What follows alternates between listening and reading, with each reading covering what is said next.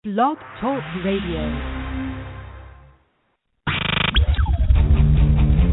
Welcome to Rage Against the Regime Radio, a show for patriots, defending the Constitution at every turn and uncovering the truth. We cover topics mainstream media doesn't dare to touch, where status quo gets taken to task. FB page at RATR on Twitter, Rage Against the Regime Podcast at gmail.com. Call our blog talk line at 929-477-3565 or text us at 256-344-7287.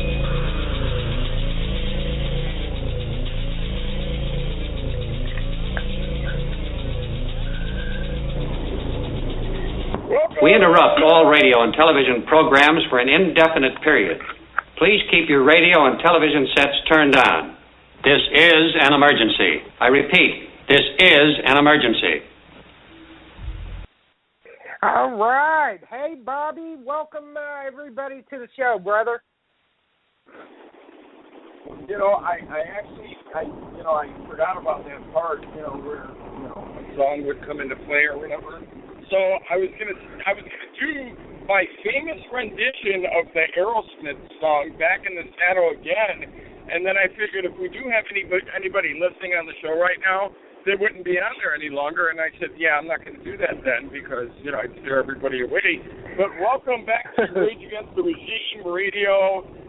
We've been kind of in a little hiatus for the last, little bit over a week.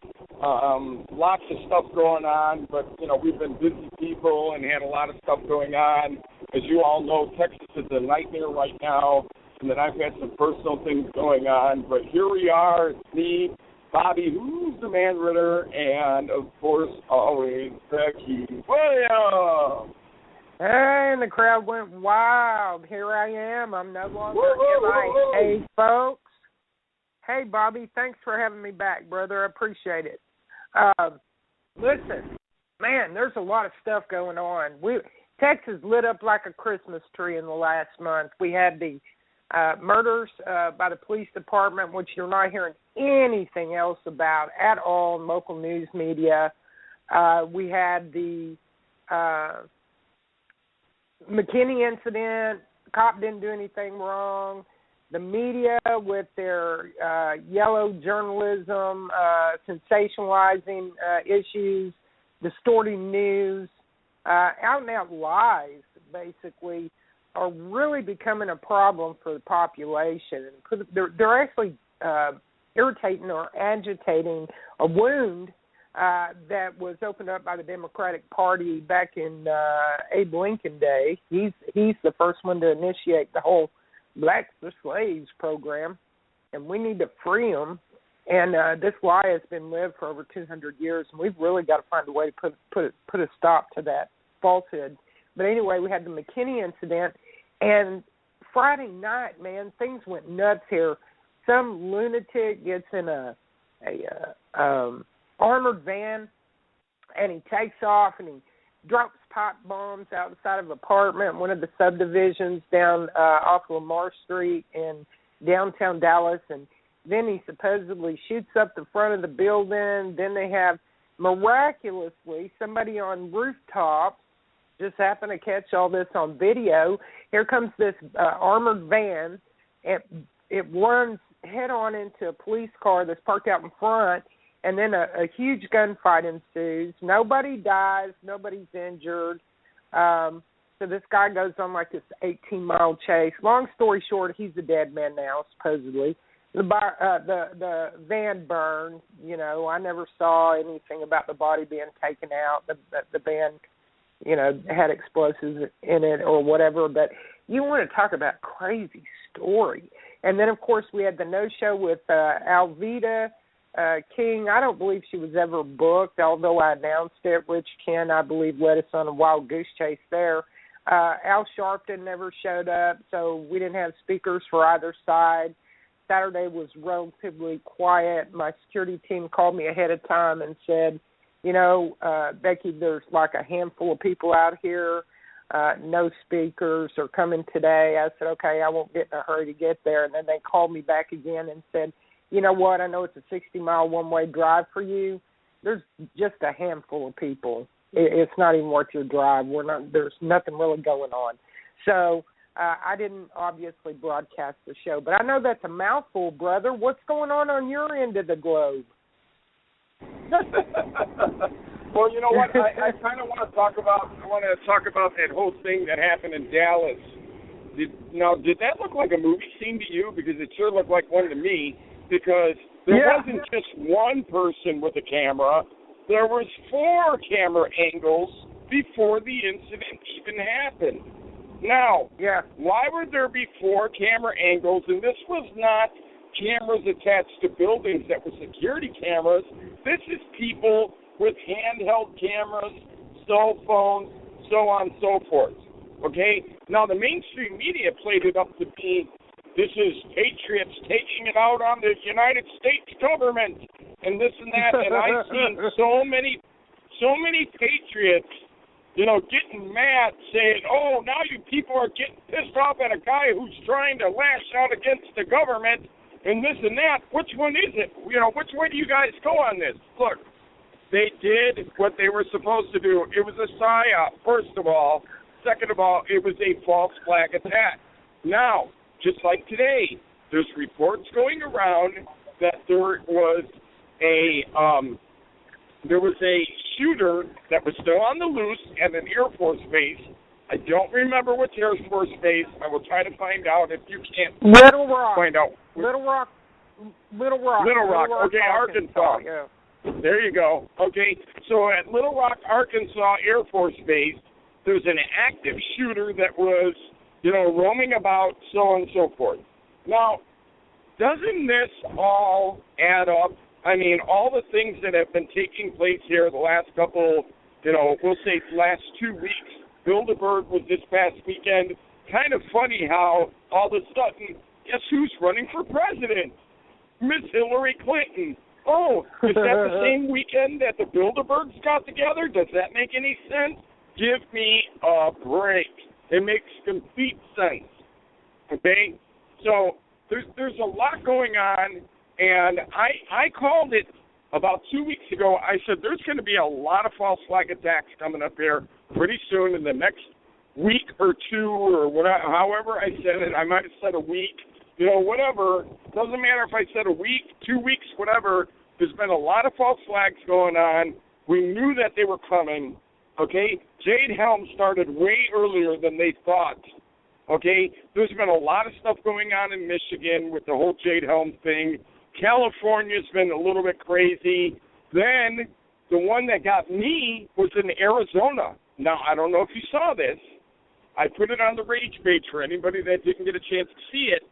They had 2 helicopters fly up to the Riviera Hotel, and I think it was the Riviera, because I think the Riviera went down, but maybe it was empty or something. And they had 2 helicopters fly over the building.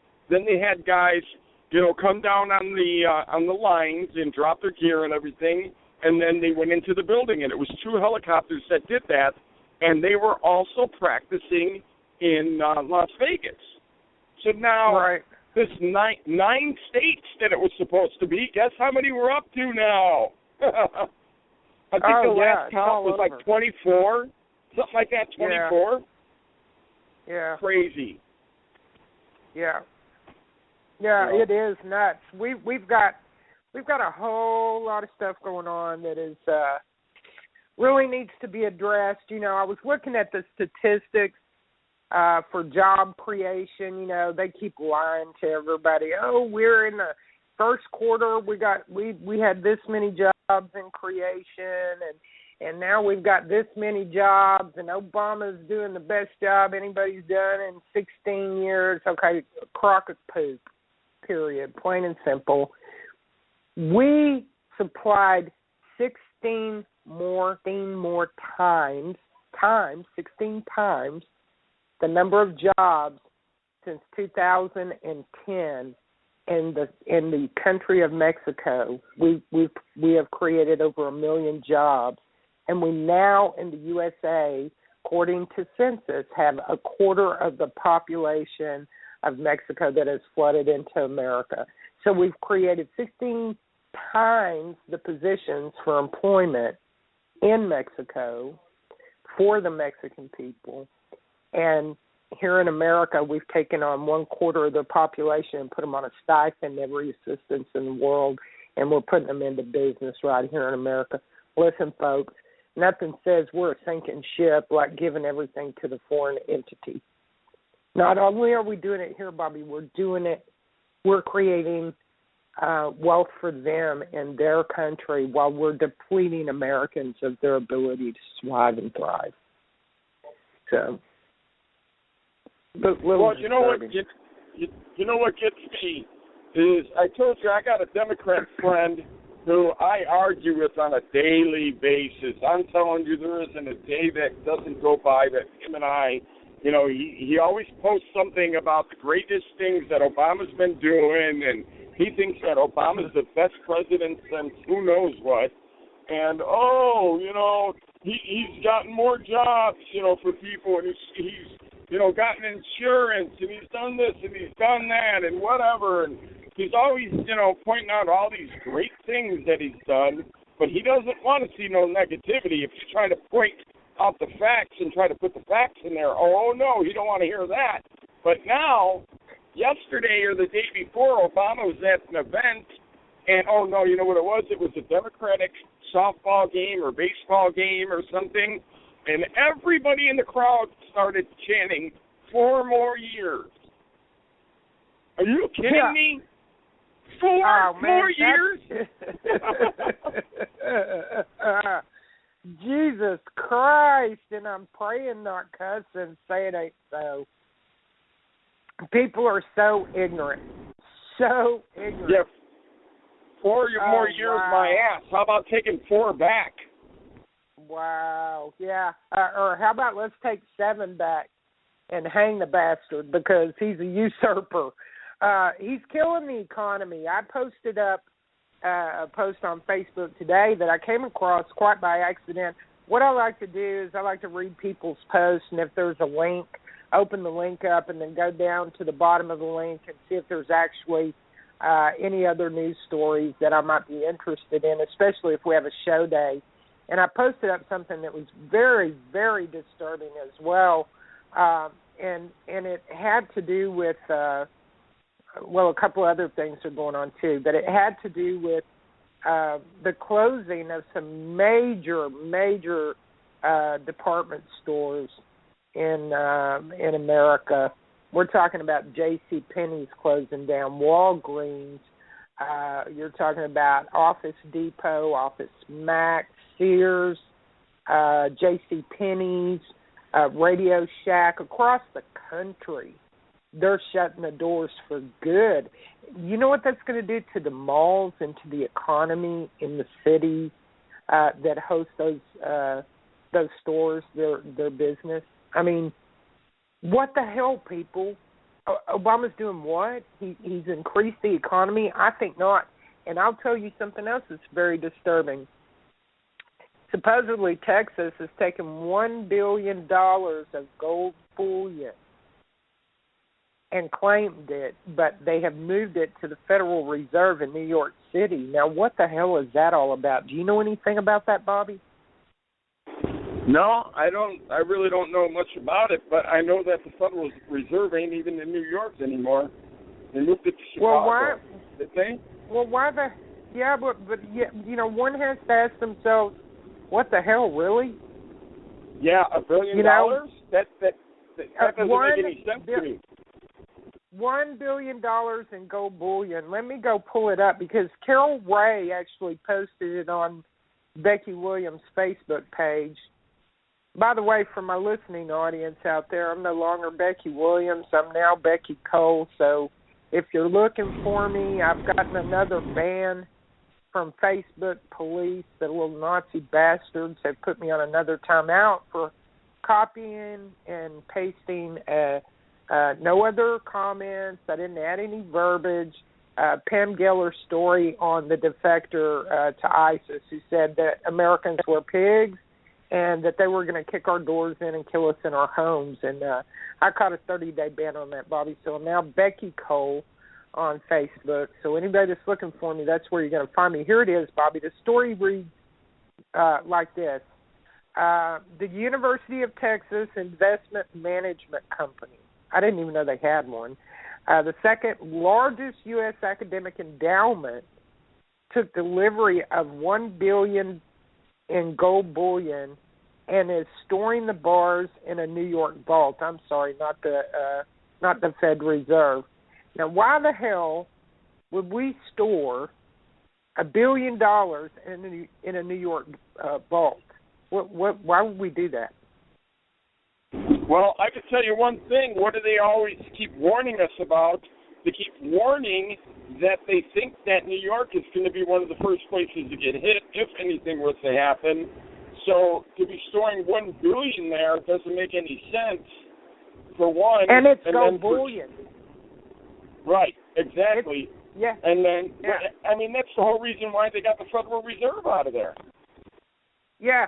I don't know why it's in a vault there, but the story continues. It says the decision to turn the fund's investment into gold bar was influenced by Kyle Bass. I don't know if anybody outside of Texas knows who the Bass brothers are, but they're very, very, very wealthy individuals here in Texas. A Dallas hedge fund manager, that's Kyle Bass, and member of the endowments board. Zimmerman said at its annual meeting on April the 14th, Bass made $500 million on the U.S. subprime mortgage collapse. Now, man, I got a problem with that. He made a lot of money. He's a hedge funder. The LIBOR trials we never had resolve on, which actually collapsed Fannie and Freddie. And then Sharia Mortgage stepped up to the plate, the fastest growing mortgage holder in America today and even in other countries. And they're backed by HSBC. So the central banks are printing more money than they ever have. So what's the value of money in terms of purchase of goods and services? Bass said yesterday in a telephone interview, I look at gold as just another currency and that they can't print any more of. So, Fort Knox, whatever, a depository, rather than being in Texas and being moved to New York out of a Texas University endowment program, one has to question what the hell's going on there. I wish Carol Wright was on. She may be able to explain it. Well, it sounds to me like he's the type of person that wants to see everybody fail. I mean, and he's making money off of your failure, and I don't mean you're failing as a person. I mean you're failing because the economy is failing. And Absolutely. He's gambling. Yeah, and he's gambling on he wants that economy to fail so you can decline in making your house payments and being able to feed your families and everything, and he's getting rich off of that. Yeah. And there's some speculation that we're supposed to have a big collapse tomorrow on currency. So we'll see what's up. That has anything to do with his bullion. Well, we've had warnings for, we've had warnings for about 2 to 3 weeks now stating that, the economy's getting ready to collapse here, and they're telling everybody to yank their money out of all the bank accounts and get it over with. And I'm going to tell you something. I read something that somebody said yesterday on one of the posts that I made, talking about, I don't even remember what it was. It had something to do with taxes and so on and so forth. And the guy said, look, why are we even paying taxes?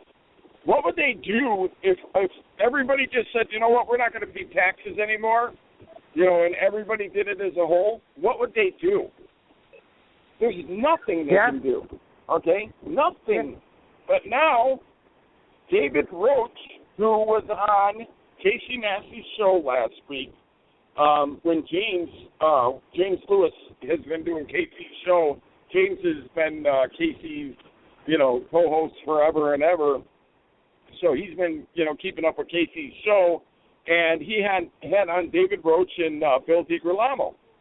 And It was an excellent show, and they were talking about a lot of different things, and David Roach said that he has not paid taxes in forever, and Bill DiGirolamo said that he has not also, and that there's a way to get around it, and, a way that you don't have to pay, and there's all these other things that, was actually on his page, that directed you how to get away from, doing some of these things that they force us to do. And I highly recommend people to look into it legally, because if we can do it legally and you're not going to have legal recourse, by all means do it. Well, we could cripple them, literally cripple them, even crash their own investment if we, the people, would walk into the bank, cash our checks, not pay any taxes, and just cash your money. That's it. Just cash it. Even if you're going to a check cashing facility, cash your check instead of depositing your check for 1 month. Do it for 1 month. And refuse to pay taxes, file exempt. That's how you refuse. File exempt on your forms for 6 months. I guarantee we can break those bitches back. We can hurt them. Line 7, by the way, for anybody that didn't know, Line 7 is the one to go to. Tell it, brother, tell it. Oh, hang on a second. I just got something sent to me. Here we go. We have got a little more understanding on the bullion. Governor Greg Abbott today signed the House Bill 483 to establish a state gold bullion depository administered by the Office of the Comptroller. The law will repatriate $1 billion of gold bullion from the Federal Reserve in New York to Texas. The bullion depository will serve as the custodian, guardian, and administrator of bullion that may be transferred to or otherwise acquired by the state of Texas. Governor Abbott issued the following statement. Today I signed Bill HB 483 to provide a secure facility for the state of Texas, state agencies, and Texas citizens to store gold bullion and other precious metals. With the passage of this bill, the Texas Bullion Depository will become the first state-level facility of its kind in the nation, increasing the security and stability of our gold reserve and keeping taxpayers' funds from leaving Texas to pay for the fees to store gold in a facility outside of our state. So apparently we're bringing the gold back. The first part of that story said that they moved it into a depository in New York. Is this the first step down the road to secession, possibly? Notably, they'll need the gold to establish their own country once they win the potentially imminent war with the U.S. military, which starts on Monday with Jade Helm. Wow. Hello. So it sounds to me like the governor's worried about them coming and taking that gold. That's what it sounds like to me, too, because we're not receiving any response on our cries for secession at the moment from Abbott, not that I know of. If somebody's out there that's listening in from one of the Texas Freedom Groups and has other knowledge than that, please reach out to us here on the show at 929-477-3565 and let the listeners know if you have some more information on progress for secession. But we're definitely pushing it here, Bobby. It says, this implicit subordination of the Fed's gold sends a more ominous signal, rising fears of confiscation, and leaves us wondering just how long before every state and country decides to follow Texas' lead. You're right, Bobby. What you just stated, maybe he's afraid they're going to confiscate it. Well, that's what it sounds like to me, and you know what? You know, the more that I read about Governor Abbott, the more that I'm kind of still on the fence. I think that I'm starting to like him a little bit more. I mean, I have read a lot of things that I don't like about him, but I do like that he will go head-to-head with Obama. He's already made it very clear. He's already said that if they try to come in there, you know, and try to bring in the military and try to do some kind of force or course, of course he's going to stand up, and he's going to have his people rise up. So, I mean, you know, some of those things you got to respect about the man, but we all know every one of them politicians ain't worth a damn. So, I mean, there's got to be a wolf behind that sheep's clothing somewhere. Well, I'll tell you what he did this weekend. He signed HB House Bill 910, and it expands Texas' Second Amendment rights. Both bills implement a proposal in the governor's bicentennial blueprint. The HB 910, known as open carry, was so that people can openly carry on campuses. Okay, you know what? I kind of got a problem with that. And what I mean by that is, here, perfect person's case, Casey Massey. Okay? Yeah. That should have been the law all along. And, you know, these stupid judges and stuff should be found with that law. Now, see, there was a lot of stuff that David Roach and Bill DiGirolamo were talking about the other day that were pointing out the illegal formalities that this judge did against Casey and against this whole, you know, the whole gun situation and everything else.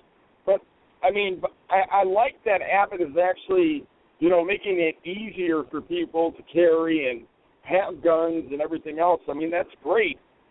But, you know, you guys have so many things going on there, but it looks to be like, you know, Texas may be its own damn country eventually. You know? I mean, I think we're trying, brother. I really do, because he did sign 2 bills, and he actually went to a gun range to sign these. He was out at the gun range making a statement, basically. And so the one authorizes individuals with a license to carry a holstered handgun openly in all locations that allow a licensed carry of a concealed handgun, which is a good thing. We wanted that. That's what they have in Arizona. Carry your damn gun, you know. Right. And then the SB 11 is authorizes individuals with a license to carry a concealed gun on campus, not an open carry on campus. My mistake. It's a concealed handgun. So, you know, I mean, we're making progress. We're obviously not on the, you know, Second Amendment threat to have our guns removed. Abbott's making it possible for us to stand our ground more comfortably in this state on our Second Amendment, and I appreciate it. Well, see, one thing that I like is there's tons and tons and tons of videos. For anybody that doesn't know, Open Carry Texas, Open Carry Austin, and there's a couple of other cities that do open carry. They do it like 2 nights a week. They meet at like a Starbucks or, I don't know, somewhere that allows them to bring the guns in and have no problems, and they sit around, have coffee, you know, shoot the crap, have a little meeting, whatever the case may be. And of course, you know, they're you know, paying for whatever, so, you know, they're actually giving money to the place, you know, to be able to be in there. And a lot of these places are starting to open up their doors more and more for them. You know, there's been a lot of places in the past where they didn't want them to come in. You know, everybody was scared. All those people got guns. You know, they got AK-47s. They got this. They got that. Whatever. You know what? No, that's not what it's about. And if you people would actually take the time to read their literature, to watch the videos and see what they're all about, and let me tell you something. These cops that come up, 9 times out of 10, they are so open about it. They're like, thank you so much for doing this. We have no problem with you being here. You guys, you know, this is probably going to cut down on crime for us, blah, blah, blah. Oh, yeah. But then again, you get a couple of these asshole cops coming in, you know, hey, put your gun down on the ground, put your hands up, you know, this and that. And it's like, no, buddy. You know, come over here and learn something. And you want to get schooled? These guys are all college students that have a law degree that will be more than happy to school you in the Constitution. Yeah, absolutely. And I've seen it done time and time again. Well, I've seen young adults who have more common sense and good knowledge of law and the Constitution and the amendments than their local law enforcement who have a badge on their shirt and they're trying to enforce law that they don't even have a clue what the law is. It's pretty disheartening, and I think that that's something that we can easily enough correct, but it's going to take another bill to pass in the state of Texas where we can actually require a retraining for these police officers concerning civil rights and constitutional rights in the state of Texas. And once we get them trained up, then if they screw up and they violate our rights and they're excessive, then they get charged criminally. I don't care about them getting fired. I want to see them charged criminally just like I would be, because wearing that badge doesn't make you a higher citizen than I am. It just means you have a different job skill. So yeah, and it means that they work for us. They work for the public. Well, what I did find out, Bobby, and if the listeners didn't know this already, is that we need to start at a local level when we're talking about issues with our police departments. And you start with the mayor. You go to the mayor. You don't go to the police commissioner. You go to the mayor. The mayor goes to the call for a public, you have a right to request public meeting with the mayor, the police commissioner, the police chief, and any department heads that you want sitting in on that, and tell city council to sit their ass out that this is not who your audience is, and sit down and talk to your local government. And if you don't get resolved there with the issues with the police department, then you take the next step, and that next step is obviously to go to your county. If you don't get resolution there, then you take it up to the state level. But there is a way to resolve this, and so I propose that here in Texas we propose a bill to our constituents that are representing us in the Texas state government that we call for re-education for the police departments on constitutional and civil rights, constitutional law. Make it a requirement. Make it a requirement. If you're going to do your job, you need to know what the hell your job details are and what to do and what not to do, because people, those are our rights. That's our amendment. That is for the citizens to assure that they're treated justly. And when you have an injustice going on with corruption, we're seeing it with police departments across the board, we need to address that situation. The best way to do it is propose that it be a regulation, requirement, prerequisite, or whatever you want to call it, for the police officers, new cadets and old, seasoned officers to become acclimated with the laws and the civil rights of the citizens. And that's my suggestion. But, we've got so much going on. I mean, the economy's looking horrible. Gas prices are going up again because it's the summertime, Bobby. We had the 3 incidents in Texas this past month. 6,000 stores closing across the country, major retail stockholders.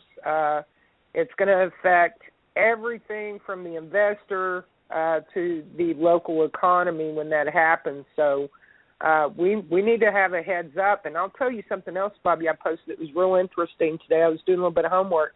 I watched a video, and this guy's like, there's a red crescent on these vehicles that are on trains and trucks, and then Red Cross with the UN across it.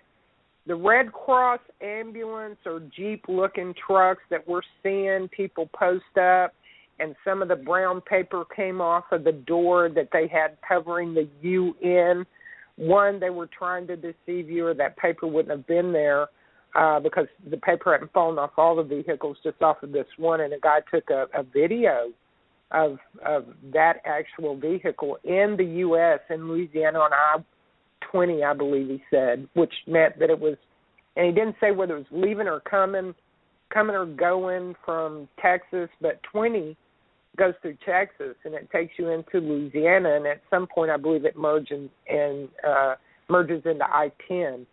which also comes out of Texas. But I was watching his video, and this guy's like, that's the Russian crescent, or China this, and Russia that, and Islam this and that. And I was like, I'm going to look this up. So I looked up that particular subject matter on that crescent, and I need to tell you what I read, Bobby, because it's highly disturbing when you're talking about Jade Helm and what's going on with Jade Helm across the board. You mentioned earlier it's like, what'd you say, 24 states now? Is that what you said? Yeah, I believe it's 24. I got to read to you what I found. I've been really busy today, so it's going to take me a minute. Here it is. Okay. People, you really need to pay attention to what this says. Pay very close attention when I read this one particular part. So I looked up, what does the International Red Cross Red Crescent movement mean? Because I was looking up the Red Cross and tied it to the UN and humanitarian relief across the globe and all of it. So, pardon me, I looked it up. The founder is 1885. By the way, Red Cross was created in 1881. So here comes Red Crescent, 1885, and its founder was out of Geneva, Switzerland. Well, that's pretty damn scary. We already know that. Their revenue in 2010 was $3.6 billion. Now, here's the kicker. This person that chairs the Red Crescent, like the Red Cross chairman, receives literally $10 million plus just in bonuses. That doesn't include salary every year. And this is a donation, we take donations, humanitarian program, right? So they operate off of grants, stipend funds from the UN and other countries, and then, of course, the money that people are stupid enough to give to them. They're $3.6 billion in revenue, and how many volunteers? 13 million. Red Cross has 10 million. But here's the disturbing part. The International Red Cross and Red Crescent movement is an international humanitarian movement with approximately 97 million volunteers total. Members and staff are worldwide. It was founded to protect, here it is, human life and health, to ensure respect for all human beings, and to prevent and alleviate human suffering. The movement consists of several distinct organizations that are legally independent from one another, umbrella companies, you know, but are united within the movement through common basic principles and objectives, symbols, statutes, and governing organization. The movement is said as such. The International Committee of the Red Cross is private. It was 1863, that it was founded in Geneva, Switzerland by Henry Dunant and Gustave Monnier. 25-member committee, unique authority under international humanitarian law.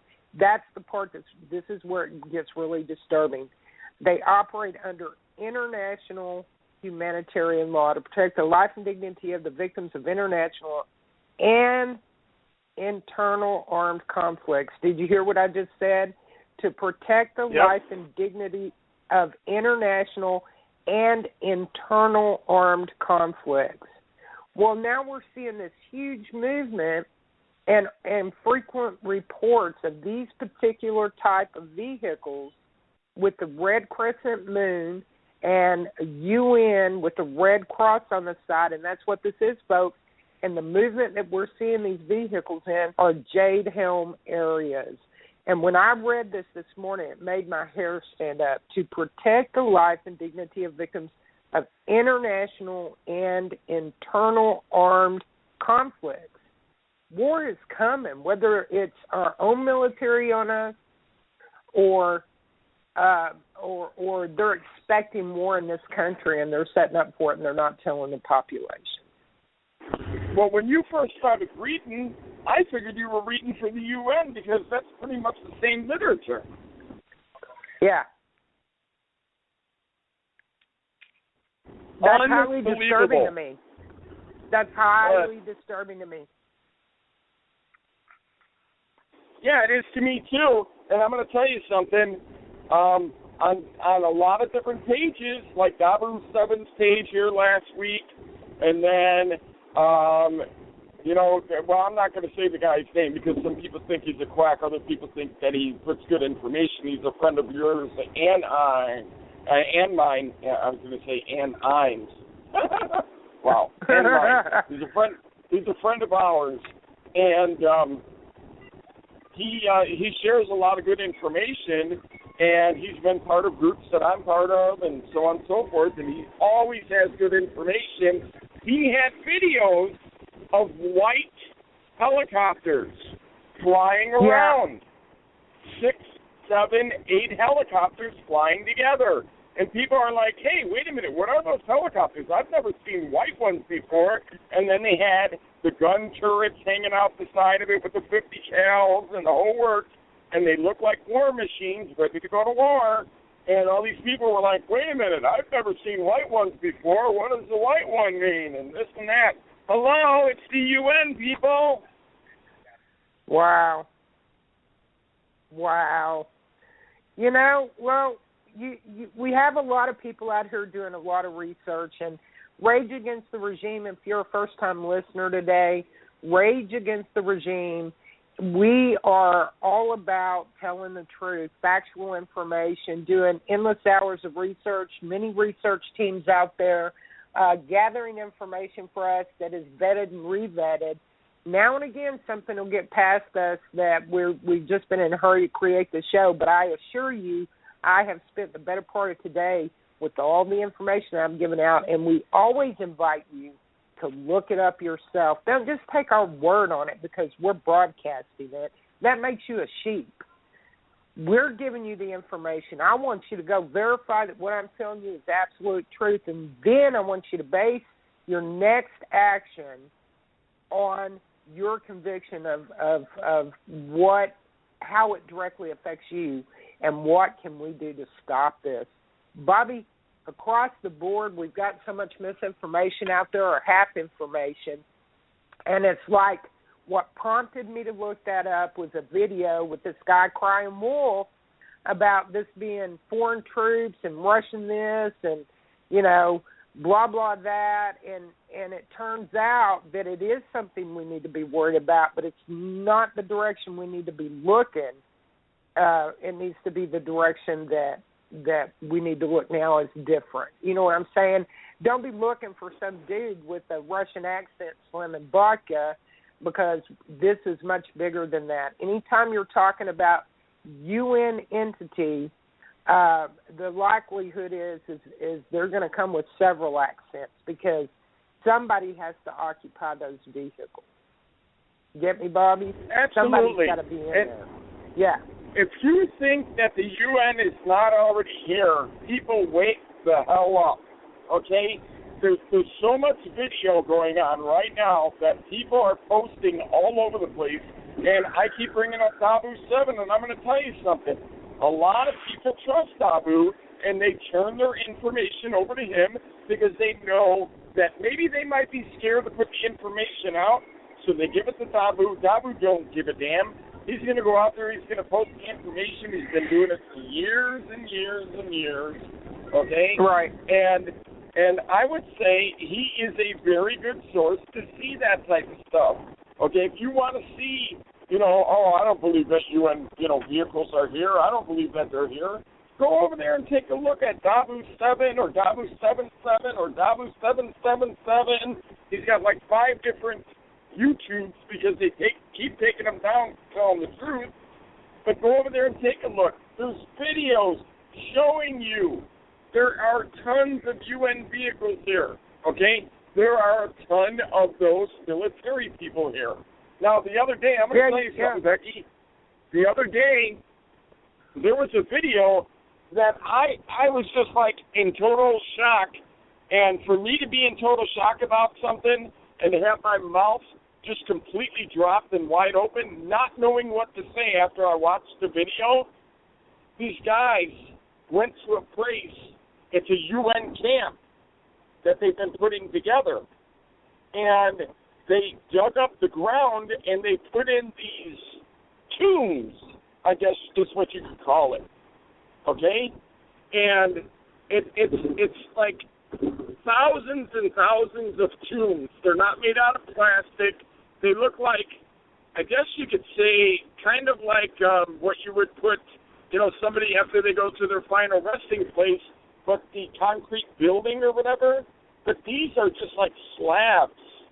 And the guys went down into the area to take a look at it, and they're walking around, and they're, taking a look at these little tombs and everything, and these guys don't know nothing about Jade Helm.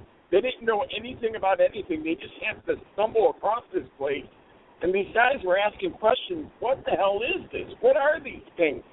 And come to find out, they're tombs. It's where they're going to put bodies and stuff is what people are saying.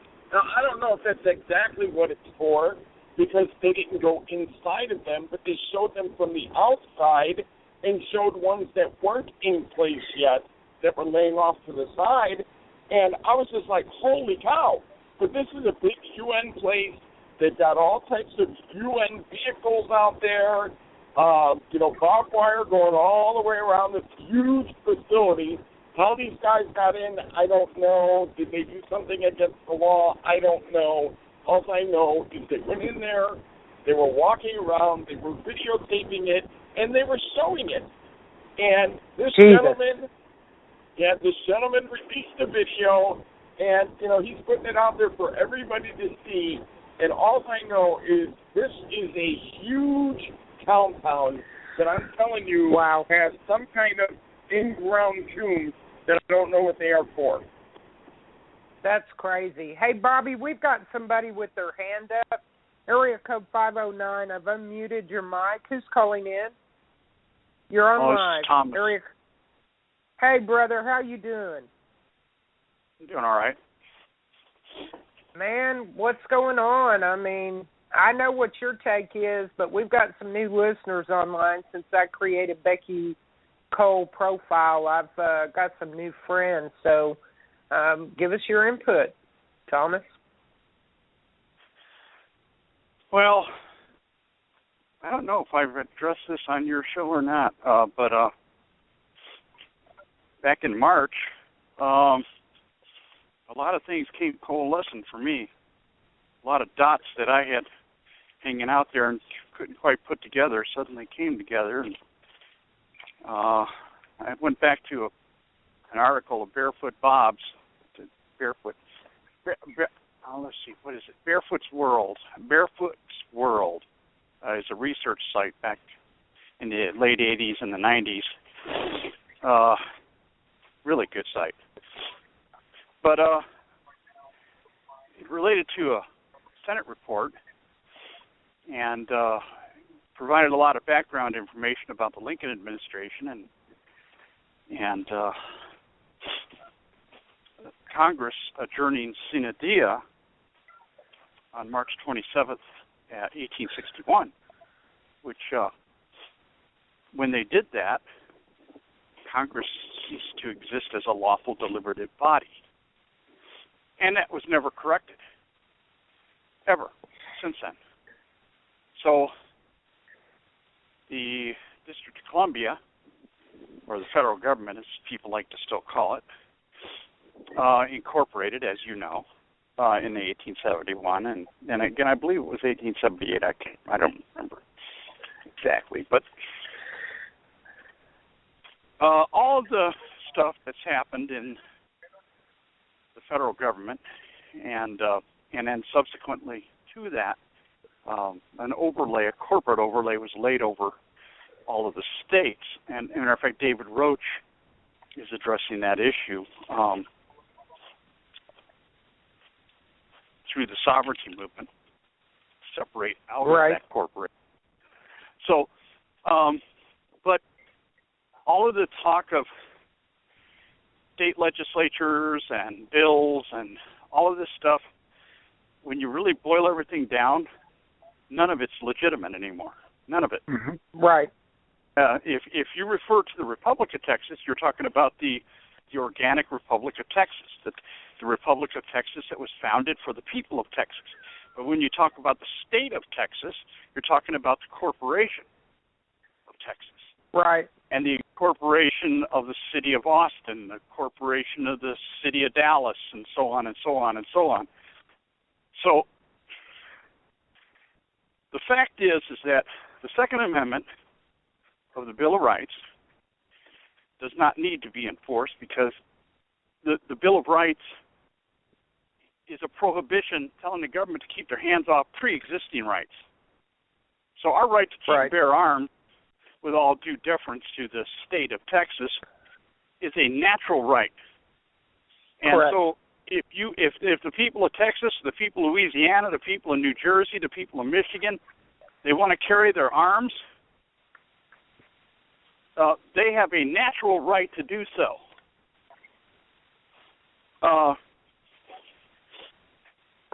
So my take is really quite simple. We the people need to tell the state of and the District of Columbia to go stick it up their hiney, not send them another dime, stop complying with usurpation and things that attack our rights, because the only legitimate purpose of government is to secure our rights. Do you see that happening today?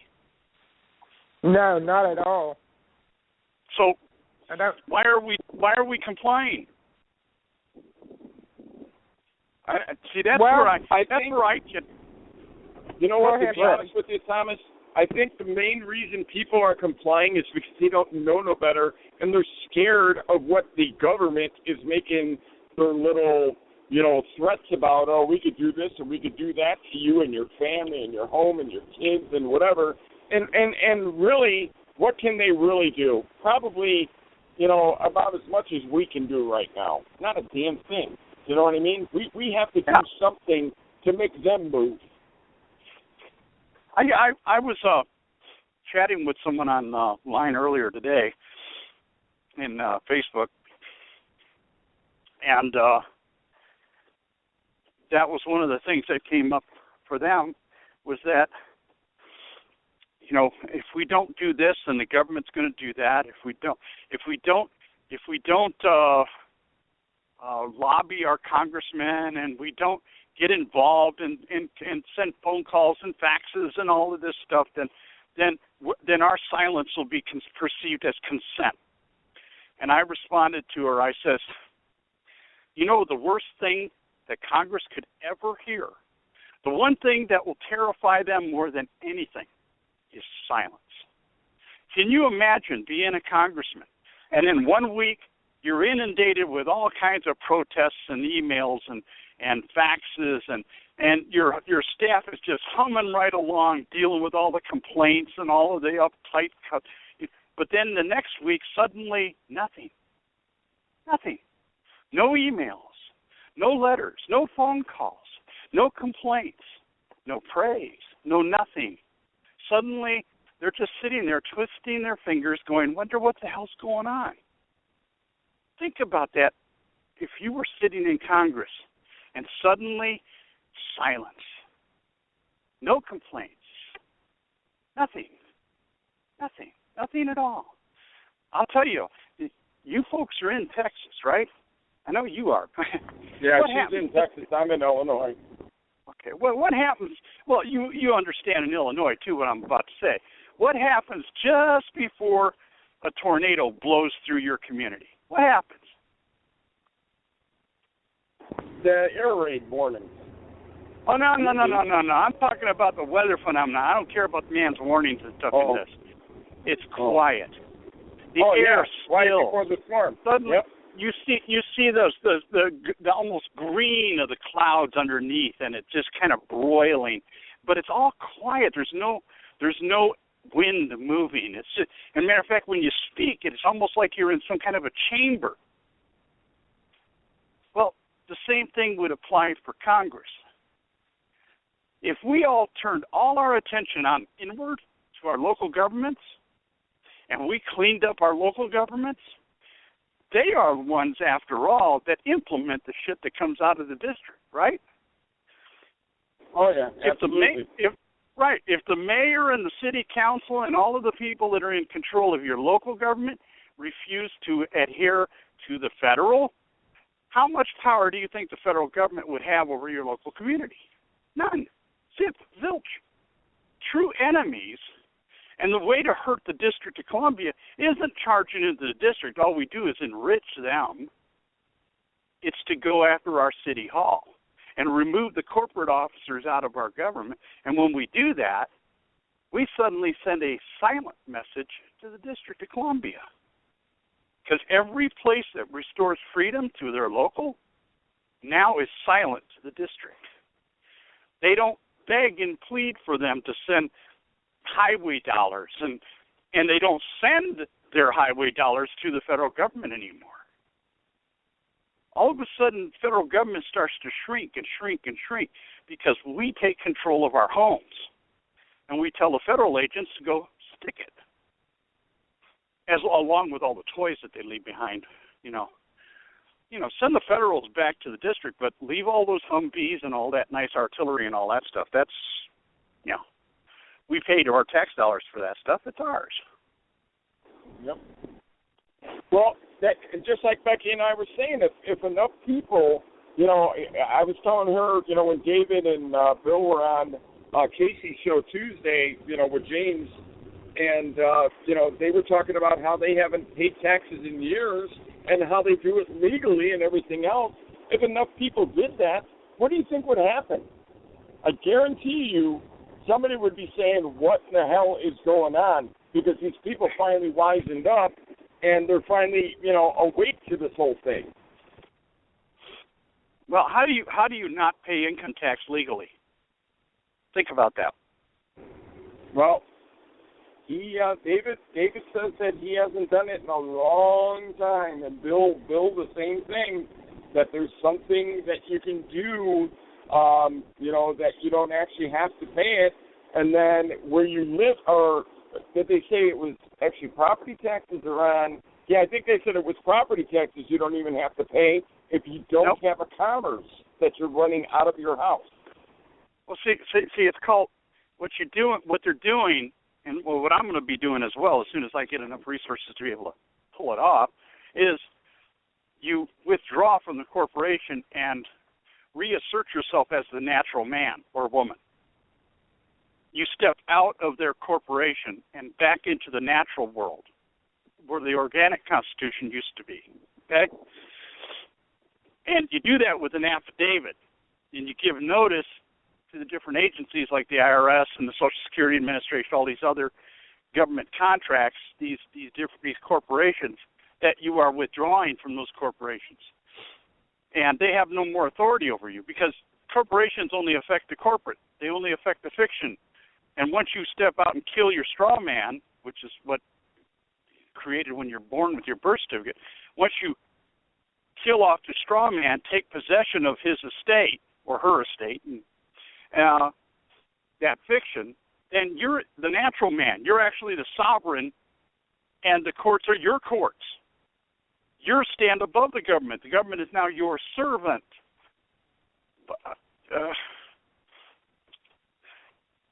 So that's how that. But see, I assert that none of this stuff was legal to begin with.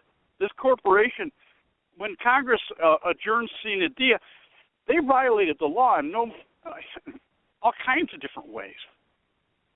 First of all, the southern states had a natural right to dissolve the political bands with the North. I don't give a damn what agreements they signed onto. Their legislature voted to secede because their interests were being attacked and being maligned by the North. They couldn't come to a happy compromise. The North would not give in. The South was being victimized and didn't have the votes. And so their legislatures voted for secession. As far as I'm concerned, if they didn't have a right to secede, we didn't have a right to secede from Great Britain, because that's what we did with the Declaration of Independence. So none of this stuff that's been going on I consider legitimate. It's not legal. It's not proper. I mean, Lincoln ruled as a dictator, and the Constitution didn't permit him to do it. Congress adjourned sine die because they refused to allow the southern states to exercise their natural rights to disassociate. So by the act of forcing the South to stay in the Union, they destroyed what they were supposedly saving. Makes no sense at all.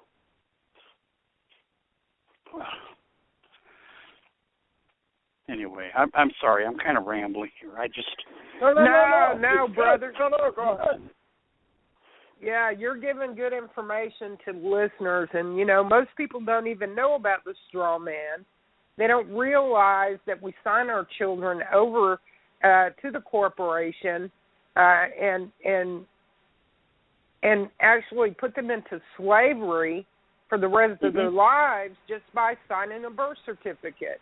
By allowing the corporation to tag a straw man to your children, you enslave them for the rest of their lives. Thomas, I had to exit for a moment. That's why Bobby picked up the show, and you didn't hear anything out of me for a sec. But, you know, there's a great deal of wealth attached to the straw man that we are owed. Yet they enslave us with extortion. Yeah. We are owed that beneficiaries money. of the trust. Yeah. But see, they've been stealing that money and living high on the hog on that money. And right now it's a moving target because the government is not the corporation is not holding up their end of the deals that they made when they filed the bankruptcy in 1933. That's when all this birth certificate stuff started. In the bankruptcy of the corporation, not a bankruptcy of the American Republic. It was a bankruptcy of the corporation that was formed after the Civil War. I got to make that distinction. The United States of America did not go bankrupt. The United States government went bankrupt. And what they did is they declared us the enemy by amending the Trading with the Enemies Act of October 6, 1917. And they removed the American people from the exemption of the definition of enemy. Right. So that now was we are... Go ahead. That was, the Trading with the Enemies Act was amended, though, under the Roosevelt administration.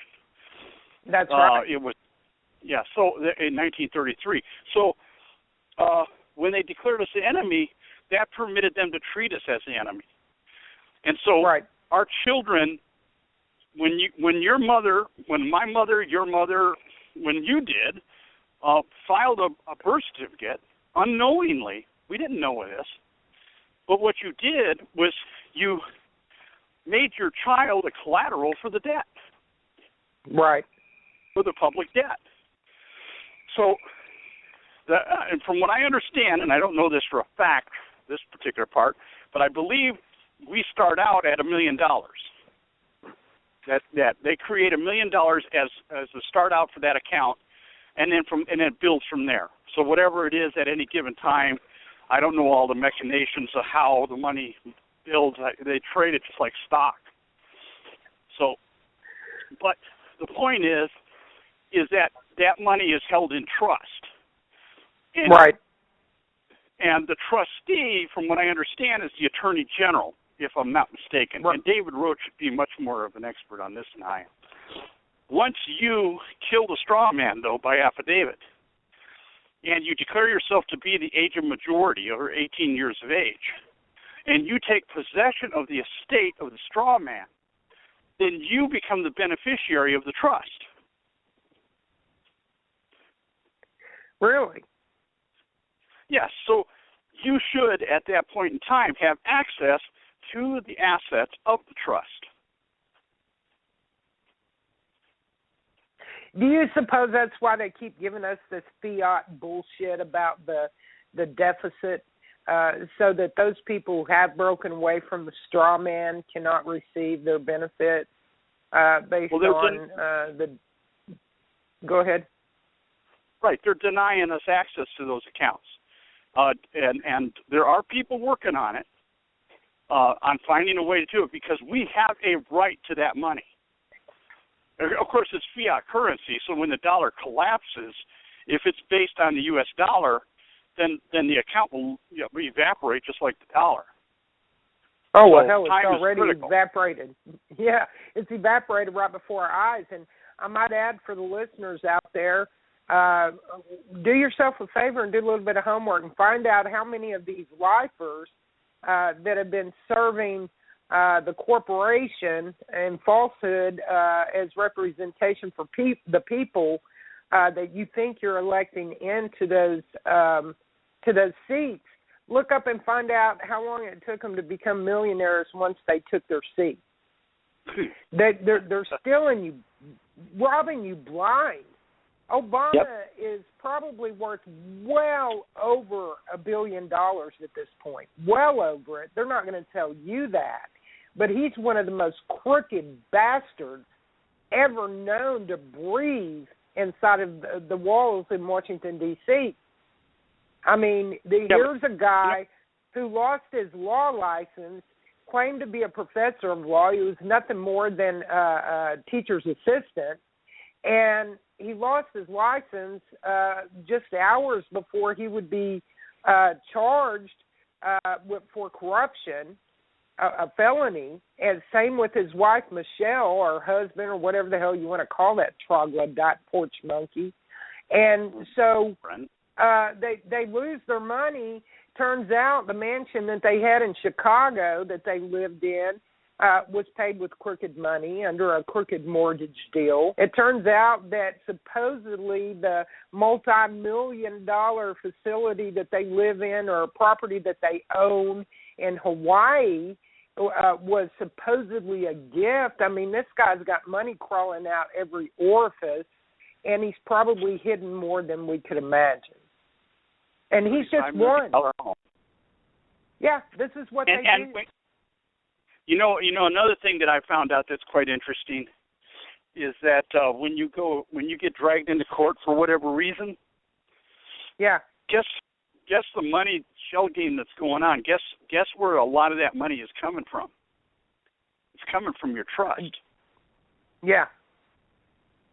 They're actually paying each other. The prosecutor makes money off it. The judge makes money off it. The prisons make money off it. And they're all coming from your trust, not from those little pity-ass fines that you pay or, all the things that you think they're making. No. They're making their money off that multi-million-dollar trust that's in your name. They're accessing the trust through the contract. So they're stealing you blind, and you don't even know it. And by incarcerating you, they're making money. Yeah.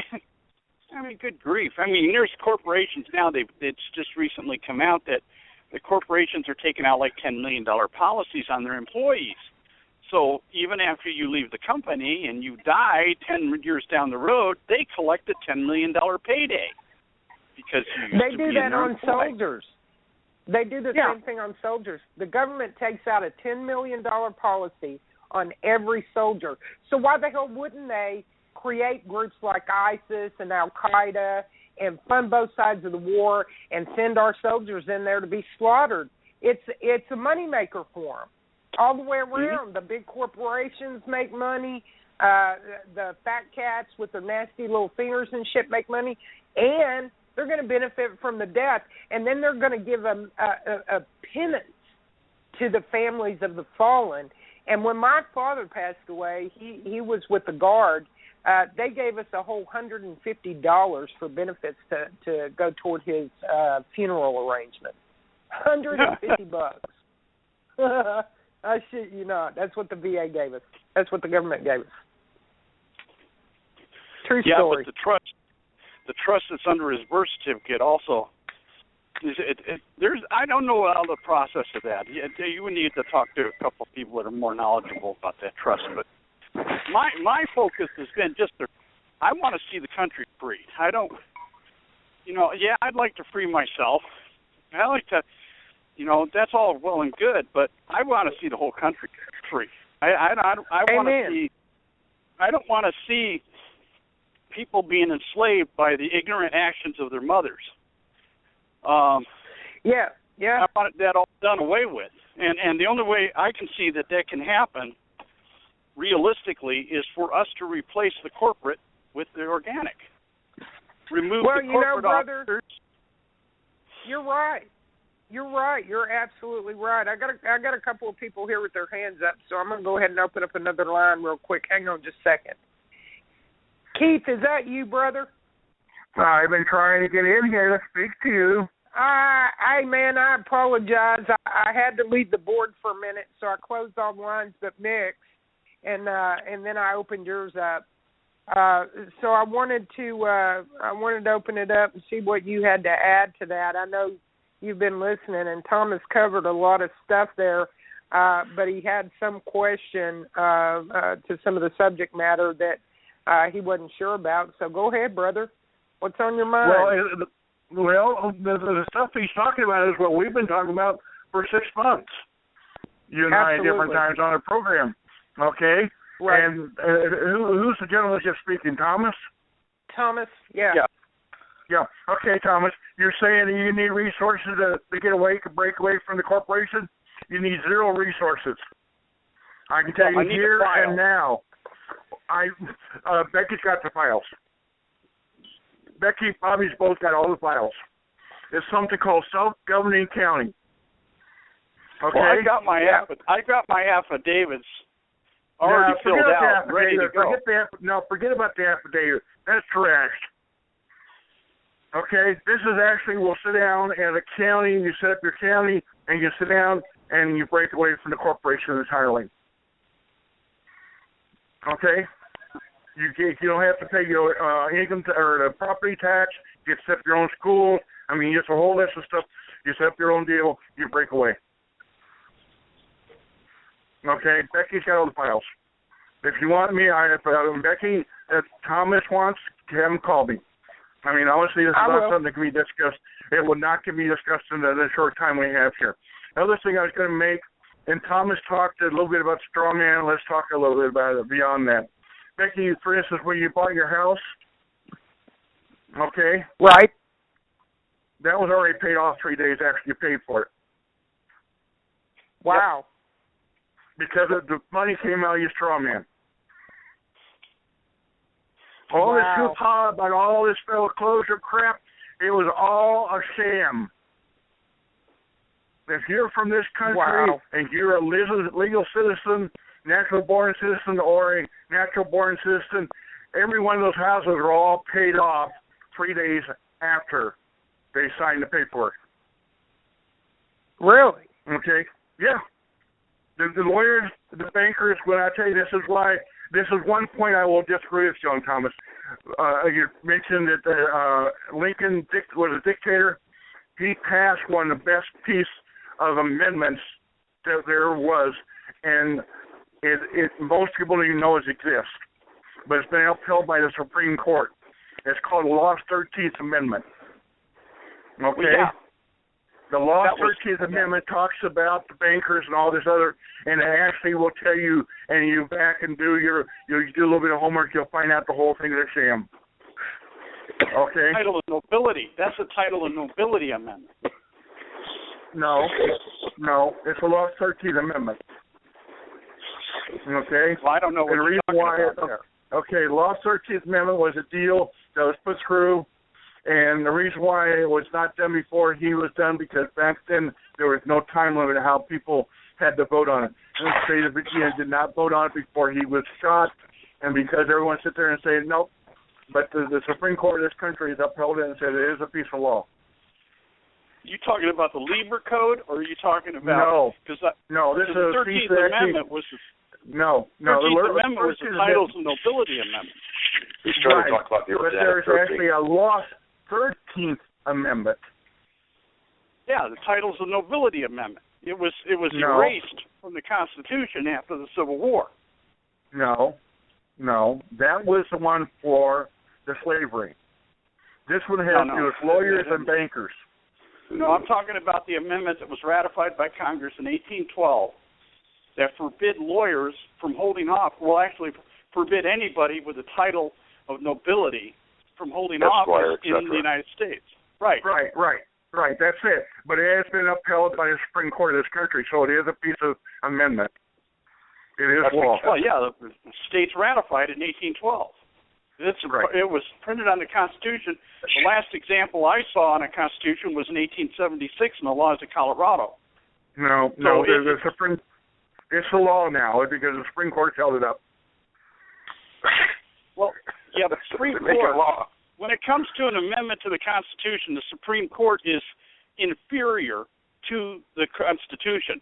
It right, was ratified by the state and it's a valid amendment. Yes, it is a valid amendment, but the Supreme Court doesn't make it valid. It doesn't make it valid. I know, but I'm just saying that's been held by them. And what I'm trying to make the point is the fact that, see, that gets the power because, see, it's the lawyers are actually, all of them, if you listen to or look at their name, they all have something called Esquire underneath their name or beside their name. Right. That's nobility. Yeah. Okay. Now, if you understand, it goes King, Queen, Knight, and Esquire. They're actually a council for the Queen of England. So what are they doing practicing law in my country? Well, Knight, Squire, and Esquire. That's Squire is between an Esquire and a Knight. Let's see. Yeah, I need to look something up here real quick because while we're on this.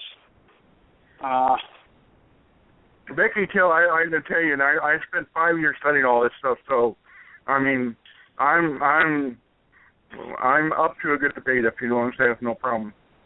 Between myself and she knows the other person I'm with is that we've got all the documents. What? I said I've been at this since '73. Okay. Well, but anyway, here, let me see. I'm looking at the affidavit, the Indico.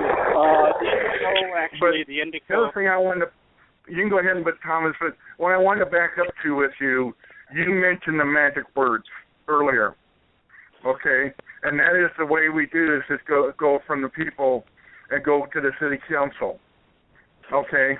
And that's why I mentioned the self-governing deal, okay?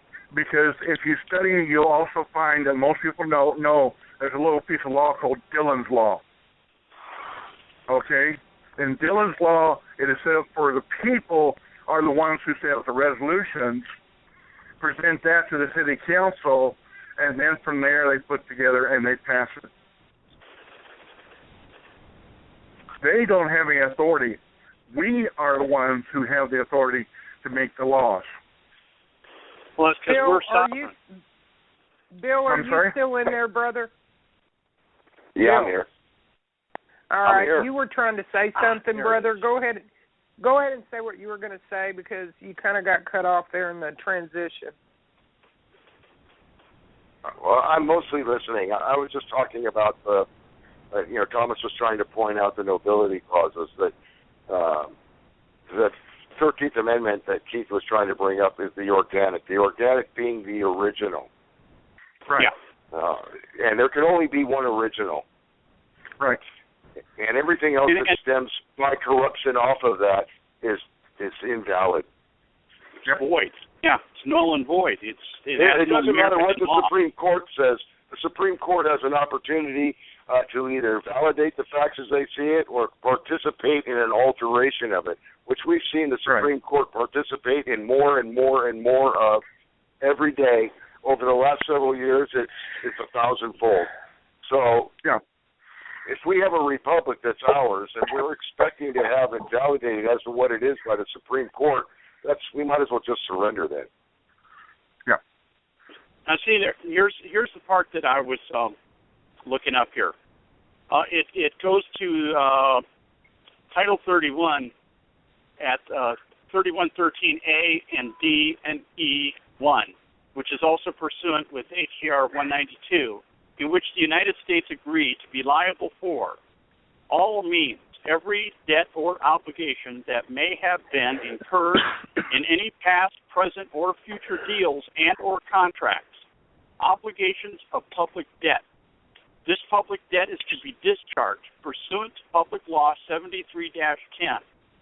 These obligations would include, but are not limited to, gas, water, sewage, electric, cable, internet, phone, both home and cellular phone, clothing and housing needs, as well as transportation needs such as automobiles and food.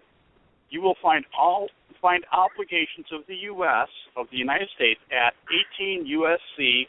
Section 8, or Statute 8, defines obligations of the United States. And that's for sovereign. That is one step out of the corporation. Yeah. The federal government they pay out of our trust, all of those expenses are paid by the Treasury. So that includes our house. That includes our car. That includes the fuel. Yep. Everything is paid out of the Treasury. All debt. Yep. And then just so you know, Becky. Yeah. Well, I know. Becky, just so you know that while I was talking about with your house, I have a person here where I live at that actually used to work in that division within the banking system. And I sat down and had a little chat with them. They were also able to confirm that as well. I want to back up one other comment to what you made earlier, Becky, is that you're talking about 6,000 companies or whatever business are getting ready. Closures, are getting ready to close. I can confirm 10,000, and I've had a couple that come through of 30,000. I have not seen the list of the other 20,000 yet. I have had already people tell me there's going to be 30-plus thousand are going to be anything that's franchised, anything that's been major players in the market, is all going to go bye-bye. And just one of those, just so you know, is... Pardon me. Go ahead. You're talking about when I reference the store closures, you can add in Dollar General, you can add in dollar stores, Dollar Tree, any of the small businesses to the largest corporations. Listen, Sears and Roebuck is 150 or greater in age, 150-year-old industry, family owned and operated. Macy's used to be Foley's. Macy's bought Foley's out here in Texas. And then you're looking at JCPenney's as well. These are huge, huge closures because we're talking about giants in the industry. Are you ready for the big one? You ready for the big one that's getting ready to go on close? All Walmarts are going to be closed. Too. Yep, all Walmarts will be closed by next year. Well, Walgreens a lot of the big grocery Walmart. stores. A lot of the big grocery stores closed in. A lot of the big grocery stores closed in Chicago. I don't know, within the last 5 years. We used to have a major one here called Dominic's, and it was bought out by Safeway. And now Safeway sold out, and they're not even here any longer in Chicago. And we have a new company called Mariano's that took over, and Jewel Osco, which happens to be Richardson's or something, I don't know. Right. Albertsons bought out all the Safeway, who is owned out by the Mormon Church. Well, but Albertsons. Yeah, Albertsons, Safeway, Dominic's, they were all the same company, but they went under here. They're not here anymore. They used to have like 100 and some odd stores in Chicago. They're gone. Yep. And that's just beginning. Kroger, I've heard rumor they're going to be shutting down. Anything that is not either employee-owned or that is privately owned, everything is pretty well going to go bye-bye. Let me ask you something, Keith. Do you think that's a bad thing? Well, honestly, yes. From what I've dealt with and worked with, in most cases I have to sit down and say, yes, it's a good thing that's going to happen. Right. So you don't think it's a bad thing. You think it's a good thing. No, I'm saying it's a good thing it's going to happen. Right. Yeah, okay. I'm just kind of confirming that. Yeah. And the reason why... Go ahead. Reason why, because what we do is get rid of it. And you understand, I've got friends of mine who are CEOs of major companies. Okay, I don't know if you've heard of Health South, for instance. I know that the CEO of that, Richie Ferrari, personally, I used to work with him through a different deal. Okay, and there's a couple others I know about that have been around. And so I'm coming from a different point of view.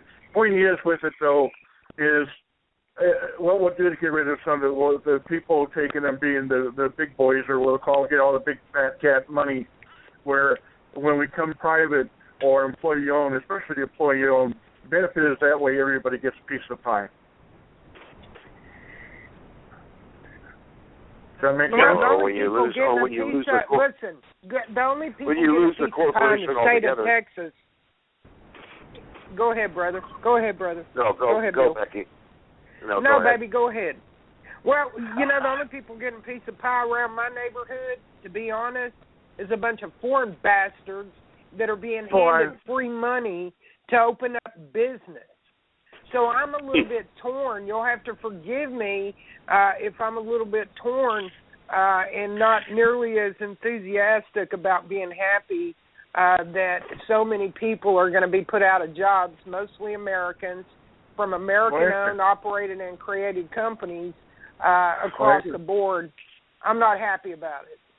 It doesn't have to be that way, though. The thing is, though, is that you get rid of these corporations. He mentioned Sears in this whole thing, and that's a pretty big deal because at one point Sears was probably the best managed company that we had in the United States.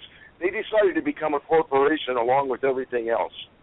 It was the incorporation and everything attached to it and all of those billion tentacles that ruined Sears. You could have been an average employee of Sears back in my childhood.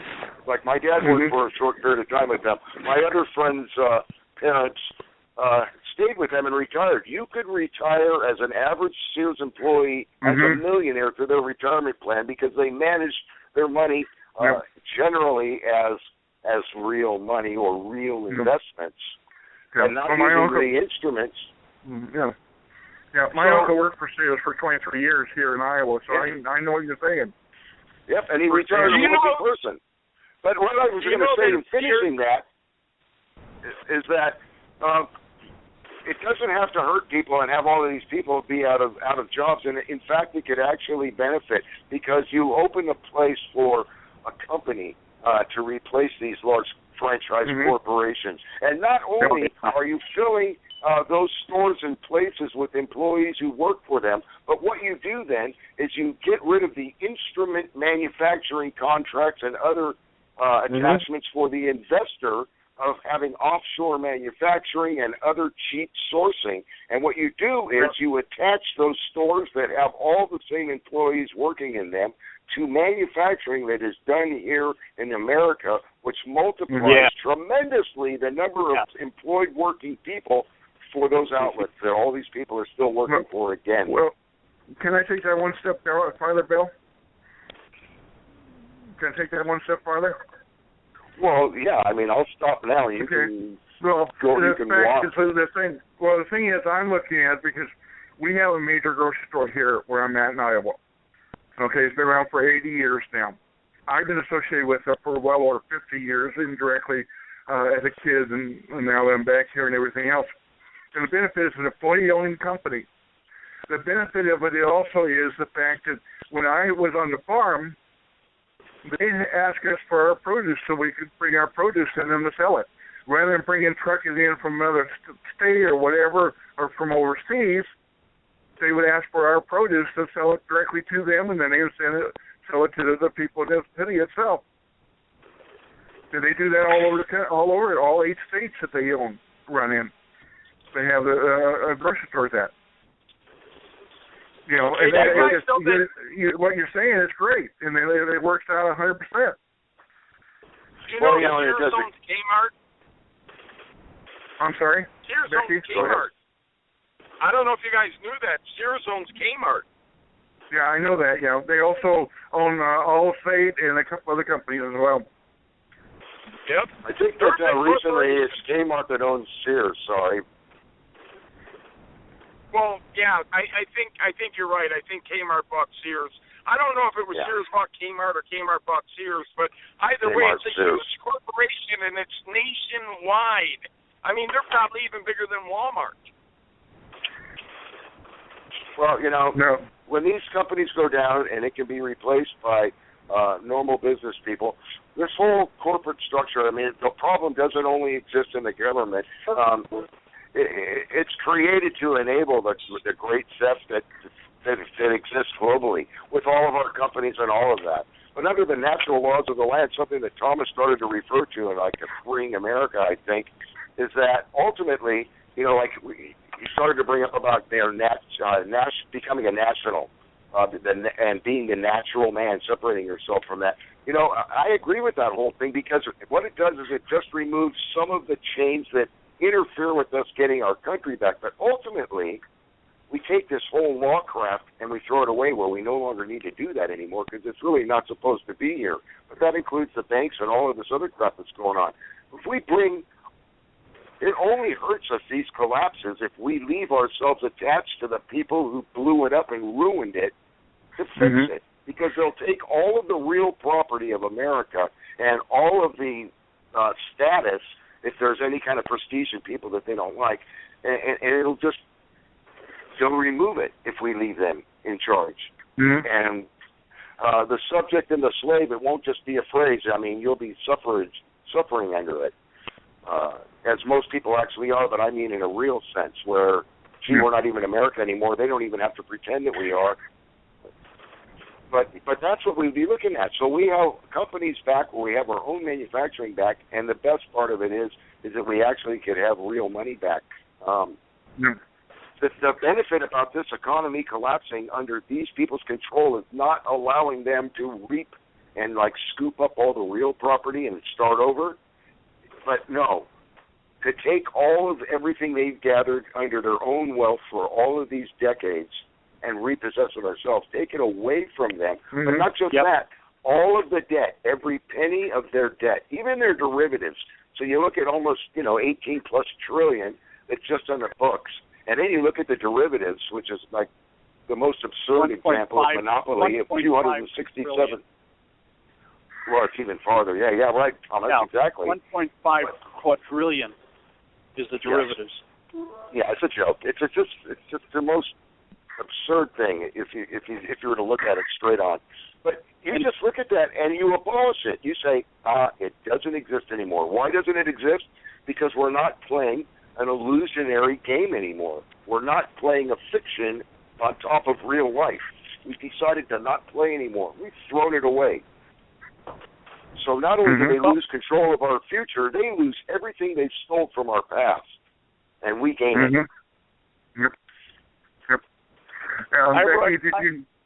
Did you know that Texas will take gold as legal tender now? Yeah, that's a trap. That's a bad idea. Oh, I know, but I'm just saying that it's just another area of interest in that all this mess that's going on.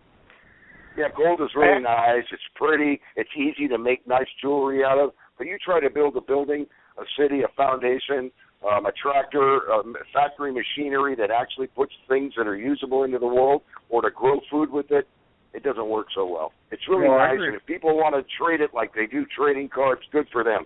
But the people who have stolen all the money through counterfeit money, they also happen to be the ones that possess the largest volumes of those ores and other commodities. And that would just be their secret, clever little way of actually holding onto real physical instruments that is then considered money. So after we blow up their criminal organization and we take all of their crap back, what we do actually is ensure that we actually now hold the physical value of real wealth, because we decided that there's value to something that's not so valuable. It might be rare compared to other things, which thank God, because the other ores that are more usable, they're more abundant, thank God. But that doesn't make them money or valuable. It just makes them more rare. Well, now I wrote something back in October about the debt. I says that unlike most other people in the Republic today, I believe that the public debt, for the most part, should be repudiated. All borrowing for programs and spending that is not specifically permitted by the Constitution is not legitimate debt, public debt, since the people have not given their consent. Politicians using our credit for the purpose of buying votes or filling the pockets of favored corporations through legislation outside the authority of their oath of office are committing fraud. The people should not be on the hook for fraudulent debt. Let the bankers and their corporations pay the debt that was contracted for their benefit for purpose outside the supreme law of the American Republic. We have been plundered enough.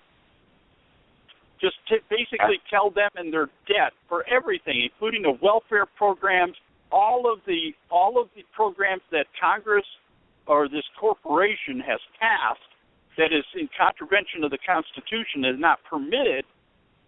It's their debt. It's not our debt. It's not public debt. We didn't agree to it. As a matter of fact, our agreement was set aside by this corporation and has been kept aside. So as far as I'm concerned, the Bilderbergers, let them eat the $1.5 quadrillion. Let them eat the $240 billion or $1 trillion of unfunded liabilities and all the other crap, because all of these liabilities are as a consequence of programs that are not permitted by the Constitution. And that's where we gave our permission to government. So, and even the value of it's fictitious. Yeah. It's nonsense. It's total. It's impossible to pay, number one. And number two, every dollar put into issuance from the Federal Reserve System is a debt. Well, it's impossible to put 300 people on a folded paper glider and have them fly from California to New York, too. It's not real. It doesn't matter. I like how you put that. That's good. Sorry, I can't help it. But every time I look at what these people are doing to living, breathing people, all of these families in America, that's how I look at these people. They're an absurdity. I can't stand anything that they do. I can hardly stomach breathing every day and watching what these guys do, and all of us being like at the effect of it. It's insane. It's insane. Yeah. Yeah, but the beauty is, it's like what I've done without filing any affidavits or anything. I just simply pulled out. I don't comply.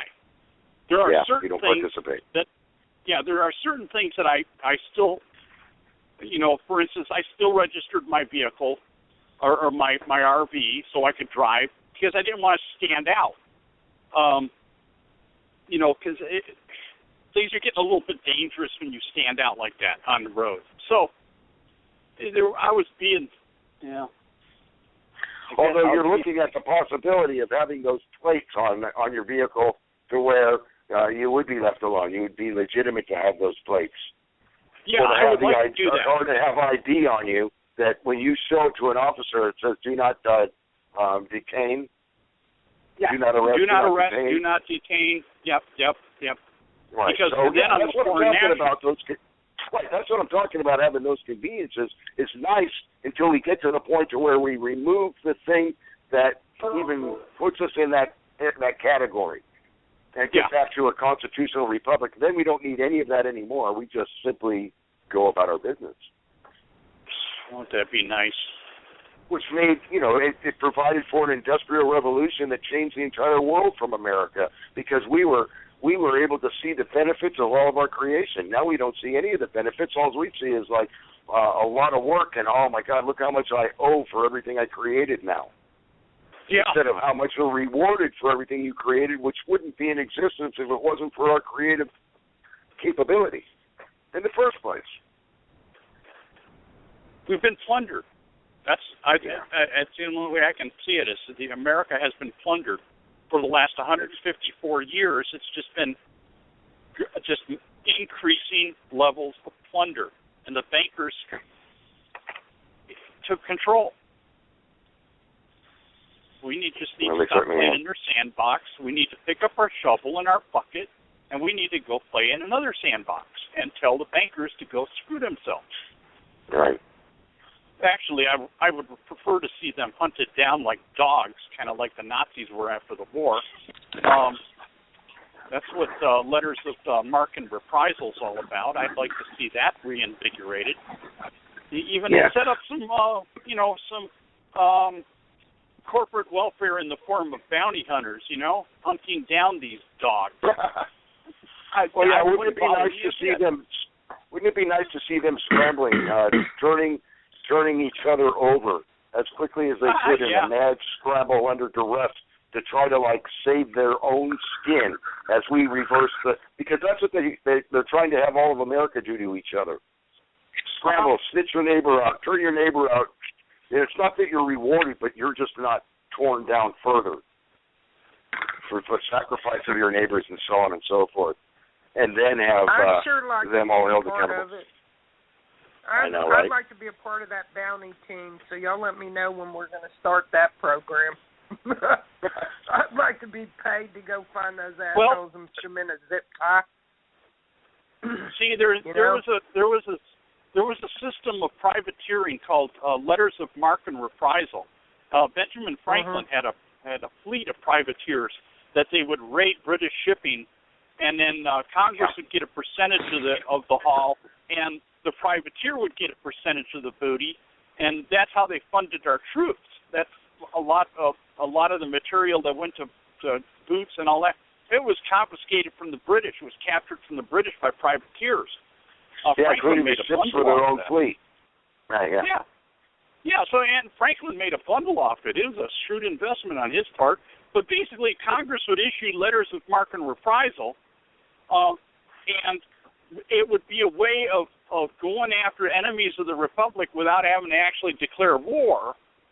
For instance, you could go, say you're after Jacob Rothschild, and he's stuck himself down in Argentina, down on his estate down there, and the Argentinians, of course, money, whatever money he has left is going to buy him some loyalty down there. But if you got say you got a nice little modest $1 billion bounty on his head, you're going to have a whole lot of people with these letters in their pocket going down to Argentina trying to hunt him down for that $1 billion payday. I'd be one of them. Yeah, including members of the Argentinian government, no less, because we would be paying in real money at that time, so it wouldn't be a Federal Reserve notes. I saw somebody, Mick, who put a post up about if somebody shot the enemy of the state, that it wouldn't actually be murder or assassination because they're a usurper, and it would be well within your right to do so. That was a very interesting article that gentleman put out, and it was actually factual information. Oh, yeah. I was quite shocked. Yeah, but in this coup d'etat, actual real laws aren't, they're not in play anyway. Yeah. No. Yeah, everything will be colored. We know everything is colored as it goes.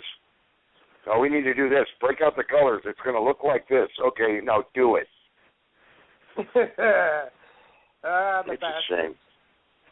It really is. Well, on a brighter note, we haven't flooded in a couple of weeks, so we don't need to build an ark in Texas. But next week you guys go ahead. You have a terrible storm creating off the Gulf that's going to blow up through you guys. Yeah, they're getting hammered down in Houston probably by late tonight, and then it'll move into my area. I'm just going to put on a frogman suit. Yeah, I'm going to put on a frogman suit and go play in the water. It's just, we're about to get hammered again. But we've had some real nice weather. It's been relatively hot. Let's see, what else is on the board? Bobby, can you think anything that you wanted to go over? We kind of covered a lot of stuff in this episode, but I'm sure that we've missed something. Can I ask just a couple questions real quick? One is, what happened with KC since that postponement, which is just a further violation of him? Right. Bobby, well, you've got an answer for that. Bobby? Hello, Bobby. He might have had to put us on hold while he was doing something in his vehicle. Damn, he's off the board again. So, well, here's the other one that maybe... Hold on a second. Hold on, I got him. Let me pull him up. This board's frozen, naturally. Hang on. From what I understand, Casey failed his piss test. No. Hot. No, right. But we're past that. I mean, just which he shouldn't have been subject to anyway, technically. Well, no. So actually, I don't think pot should be illegal. Bobby, they were going to set it back in, brother. Go ahead, y'all. But so he was supposed to go in on Tuesday the 10th, I think it was. Is that correct? And they postponed that. Now he was supposed to, find out about a court date being set and being re-released. So that's in accordance to how they held him and what they held him, not to what he was entitled to or how he's being violated, but, just in accordance to what they were subjecting him to. That's what was supposed to happen. And then it was postponed, and I haven't heard another thing. So he's just being held under kidnap all this time with no freedom, period. Yeah, that's basically it. They've held him captive and not given him any benefit whatsoever. He's been to the point of losing his home. He can't work. He's under house arrest. I don't get that. I've known people under house arrest that were still able to go to work, so I don't understand that at all. I don't know what's going on with that, but that's what I understood anyway. Well, he did reveal that they want him to plea and all this other crap, and he just can't in good conscience plea. So I'm sure they're trying to put as much pressure on him to do that as possible. They've already violated him 1,000 ways. They had no right to even arrest him in the first place. So, it's just. But then again, he's the one in a cage with people taking everything away from him. So, they perhaps think that since nobody else is stopping them from doing it, that they can get what they want out of him, and like the rest of us are going to do nothing. Which is possible. Yeah, they're doing it. And so he sits behind bars as we speak. I hate that his P-test came back positive, and I can kind of understand why he may have done what he did, but at the same time, when you're under the gun like that, and you know that you don't have the advantage, regardless of, like you said, they paint the color of law as they see fit to fit their agenda. And injustice is very prevalent in the court system, folks. If you think you're going to go to court and get a fair trial, you got about a 99% chance against you that you won't. Well, having a public defender doesn't help them too with establishing his rights. I mean, they give him like a $35,000 bail, but they're treating him like he tried to assassinate the president or something like that. Well, like until he's proven innocent, you mean? Maybe they're treating him like that a little bit. Well, yeah. I mean, without a conviction, they put an ankle bracelet on and limit his mobility because he's a flight risk? Well, if that's the case, how come the bond was $35,000? That doesn't make sense. So obviously it's a lie, which of course we knew it's a lie anyway. And without any kind of conviction and not being on probation or parole, they don't have a right to tell him what he can eat, drink, smoke, who he can have sex with, what the hell ever, although I know he's married, so it'd just be his wife, of course. But you know what I'm saying. I mean, that's all just hogwash. But nonetheless, no matter what, he had a right to a speedy trial by jury. He had a right, if they're going to violate him, at least that it go to a court, and then they postpone it. Well, look, whenever he goes to court dates, okay, they had snipers on rooftops. Yeah, I remember that. Yeah, they had snipers on rooftops. They had security out the ass. Okay, it looked like Casey said that he made a comment to them one time that said, "Damn, you guys are giving me more security than the President of the United States." And the guy was like, we don't want any problems or whatever, and we're making sure of it and this and that. Well, Casey did tell me plenty of times that cartels had made threats on his life.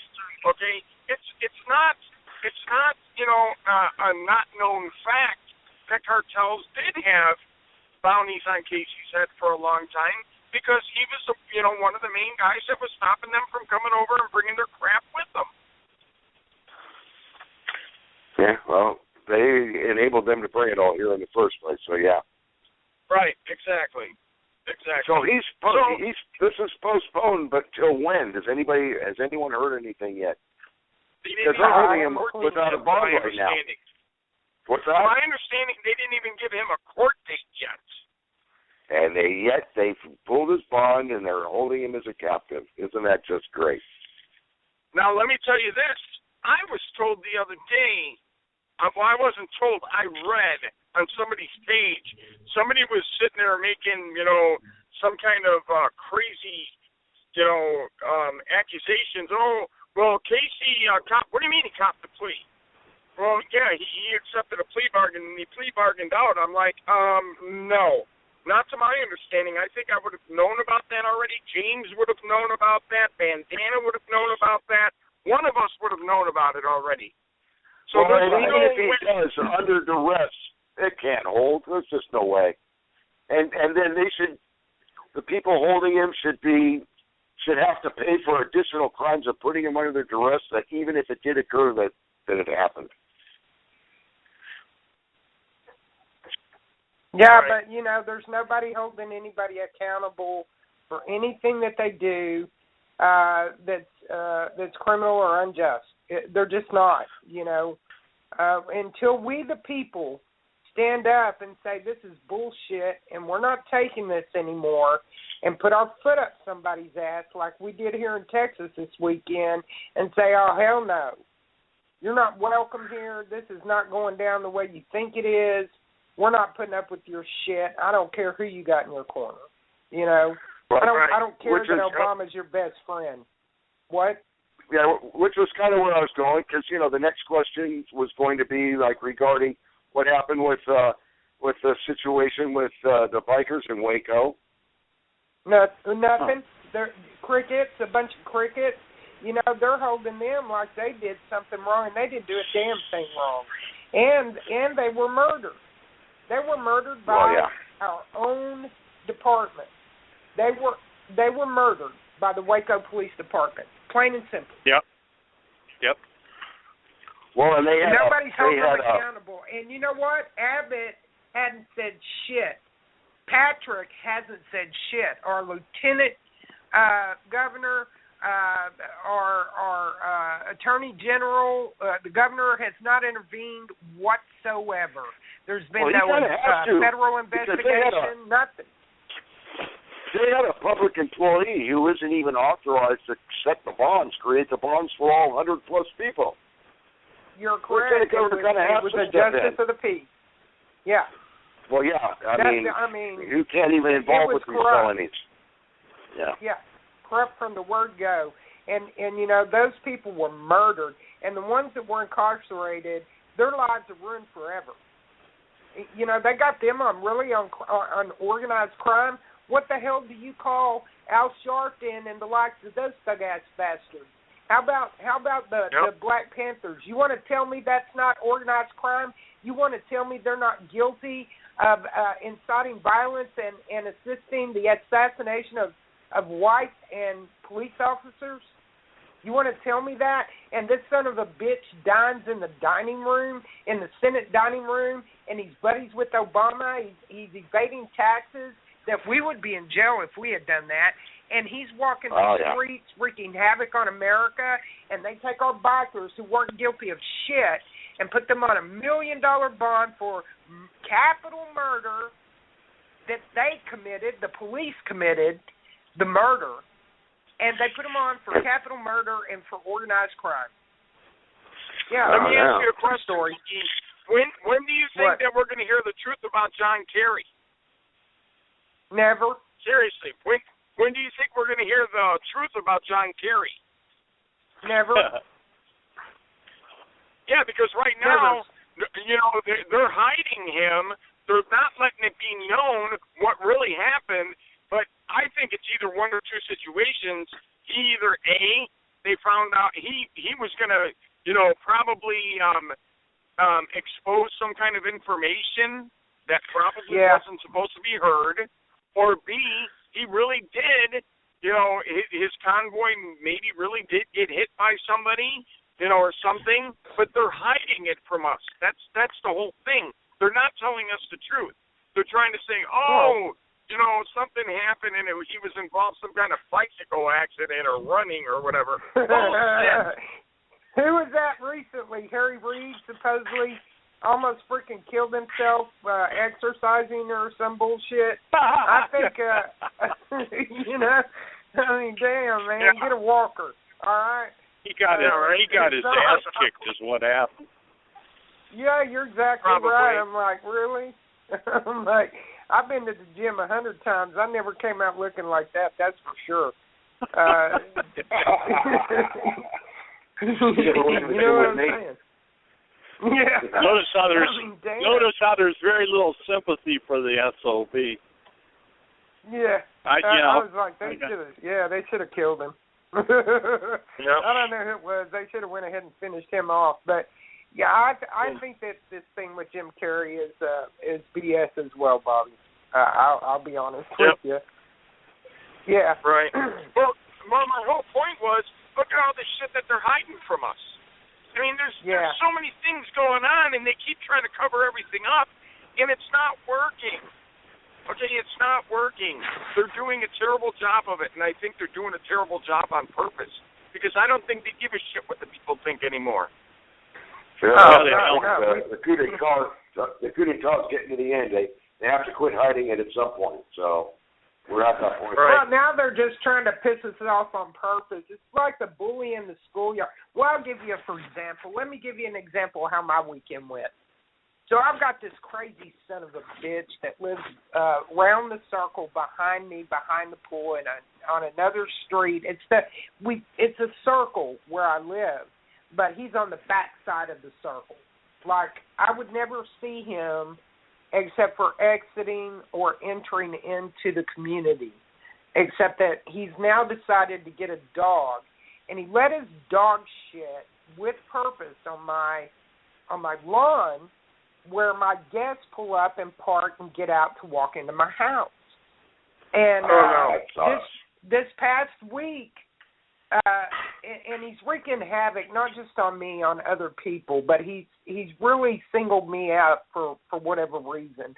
Well, Natalie, when she comes over, she parks her car in the street because we don't have a driveway that accommodates after we park our vehicles for company. So she parks in front of my house. We don't have curbs. It goes from the pavement to the grass. It's a little garden home community, right?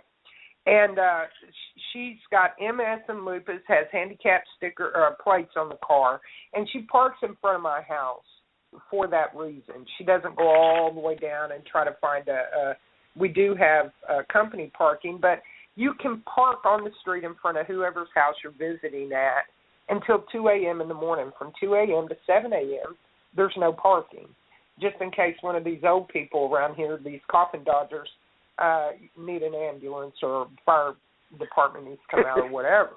Coffin dodgers. Right. Yeah. What did you call them? Coffin dodgers. Yeah. That's brutal. That's brutal. Yeah, it's true though, man. They're dropping like flies in here. This place is sucking me in. I gotta move. But anyway, shit, man, I'm gonna get some just for men. I'm gonna get some just for men before I visit you. Yeah, right. Yeah, no, right. So anyway, this son of a bitch, he's like in his early 60s, right?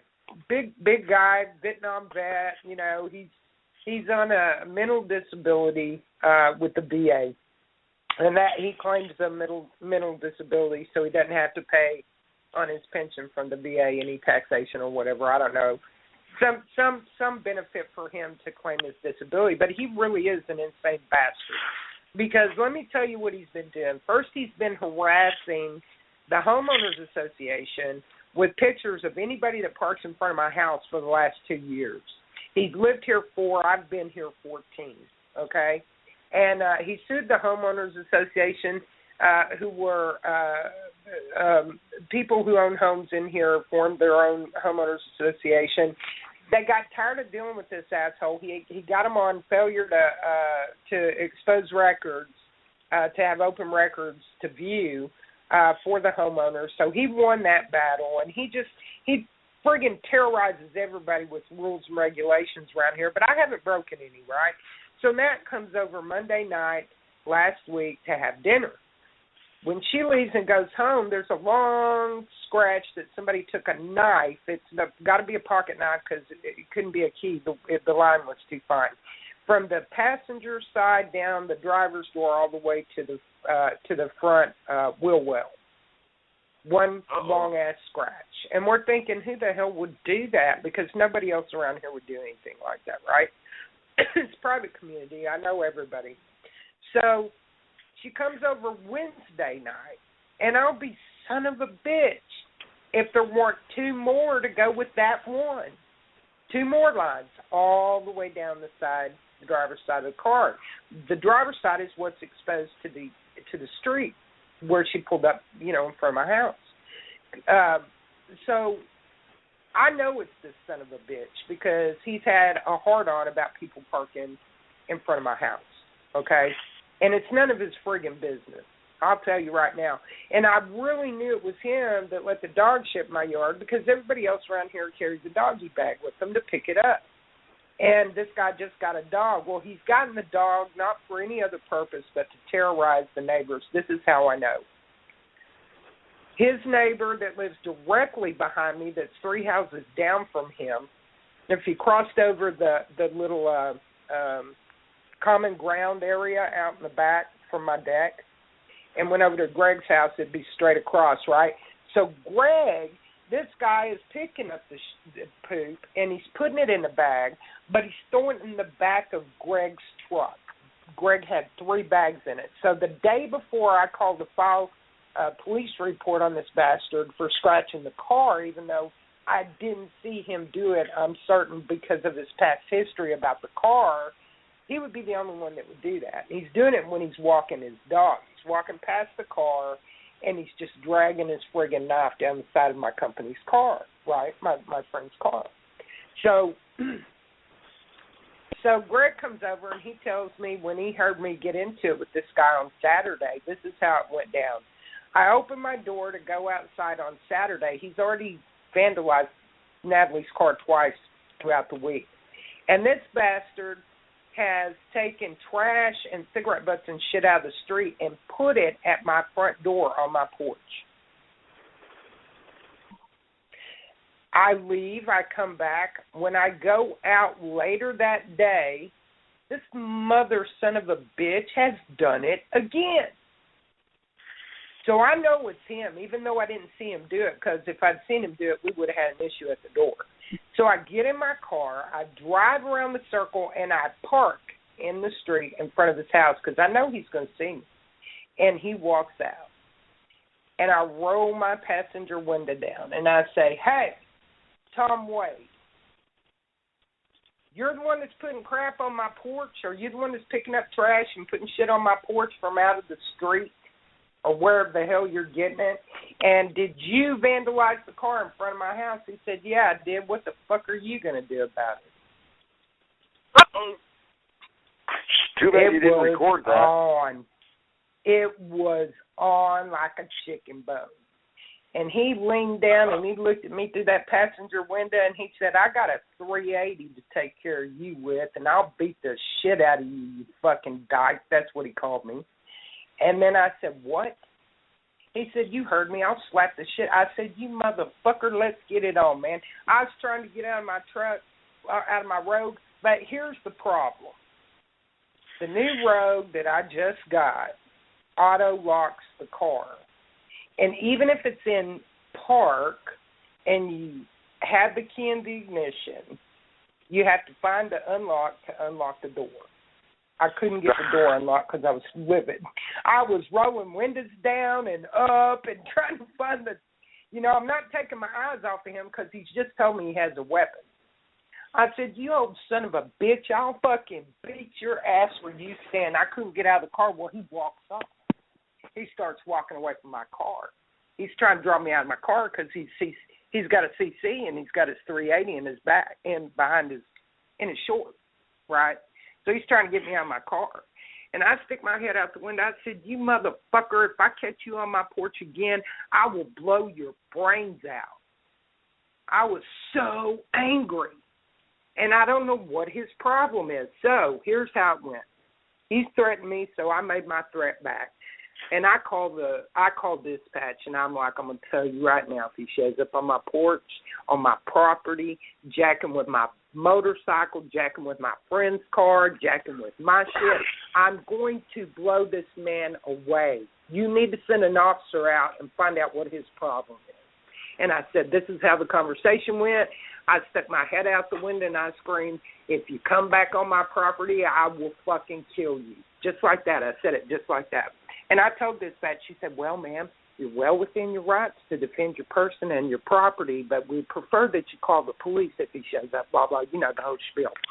So I say, send an officer out because I need to report this because we've now threatened each other, and if anything happens, I need it on file. But this son of a bitch is crazy, and he's messing with me, you know, vandalism. Like, we know who you are.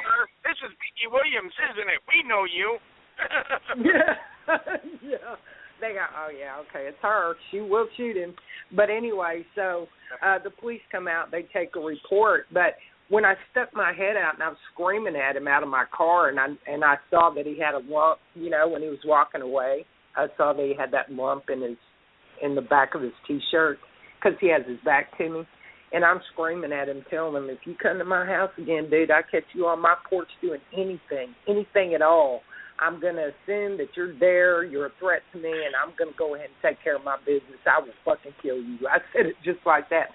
And I'm screaming it. So now my neighbors hear it. His wife hears it. She comes out. What's going on? I drive off.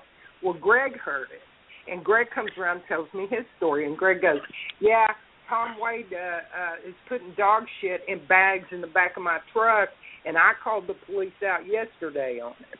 I said, well, that's funny because we had to call the police out yesterday as well to file a report about Natalie's car so she can get it fixed.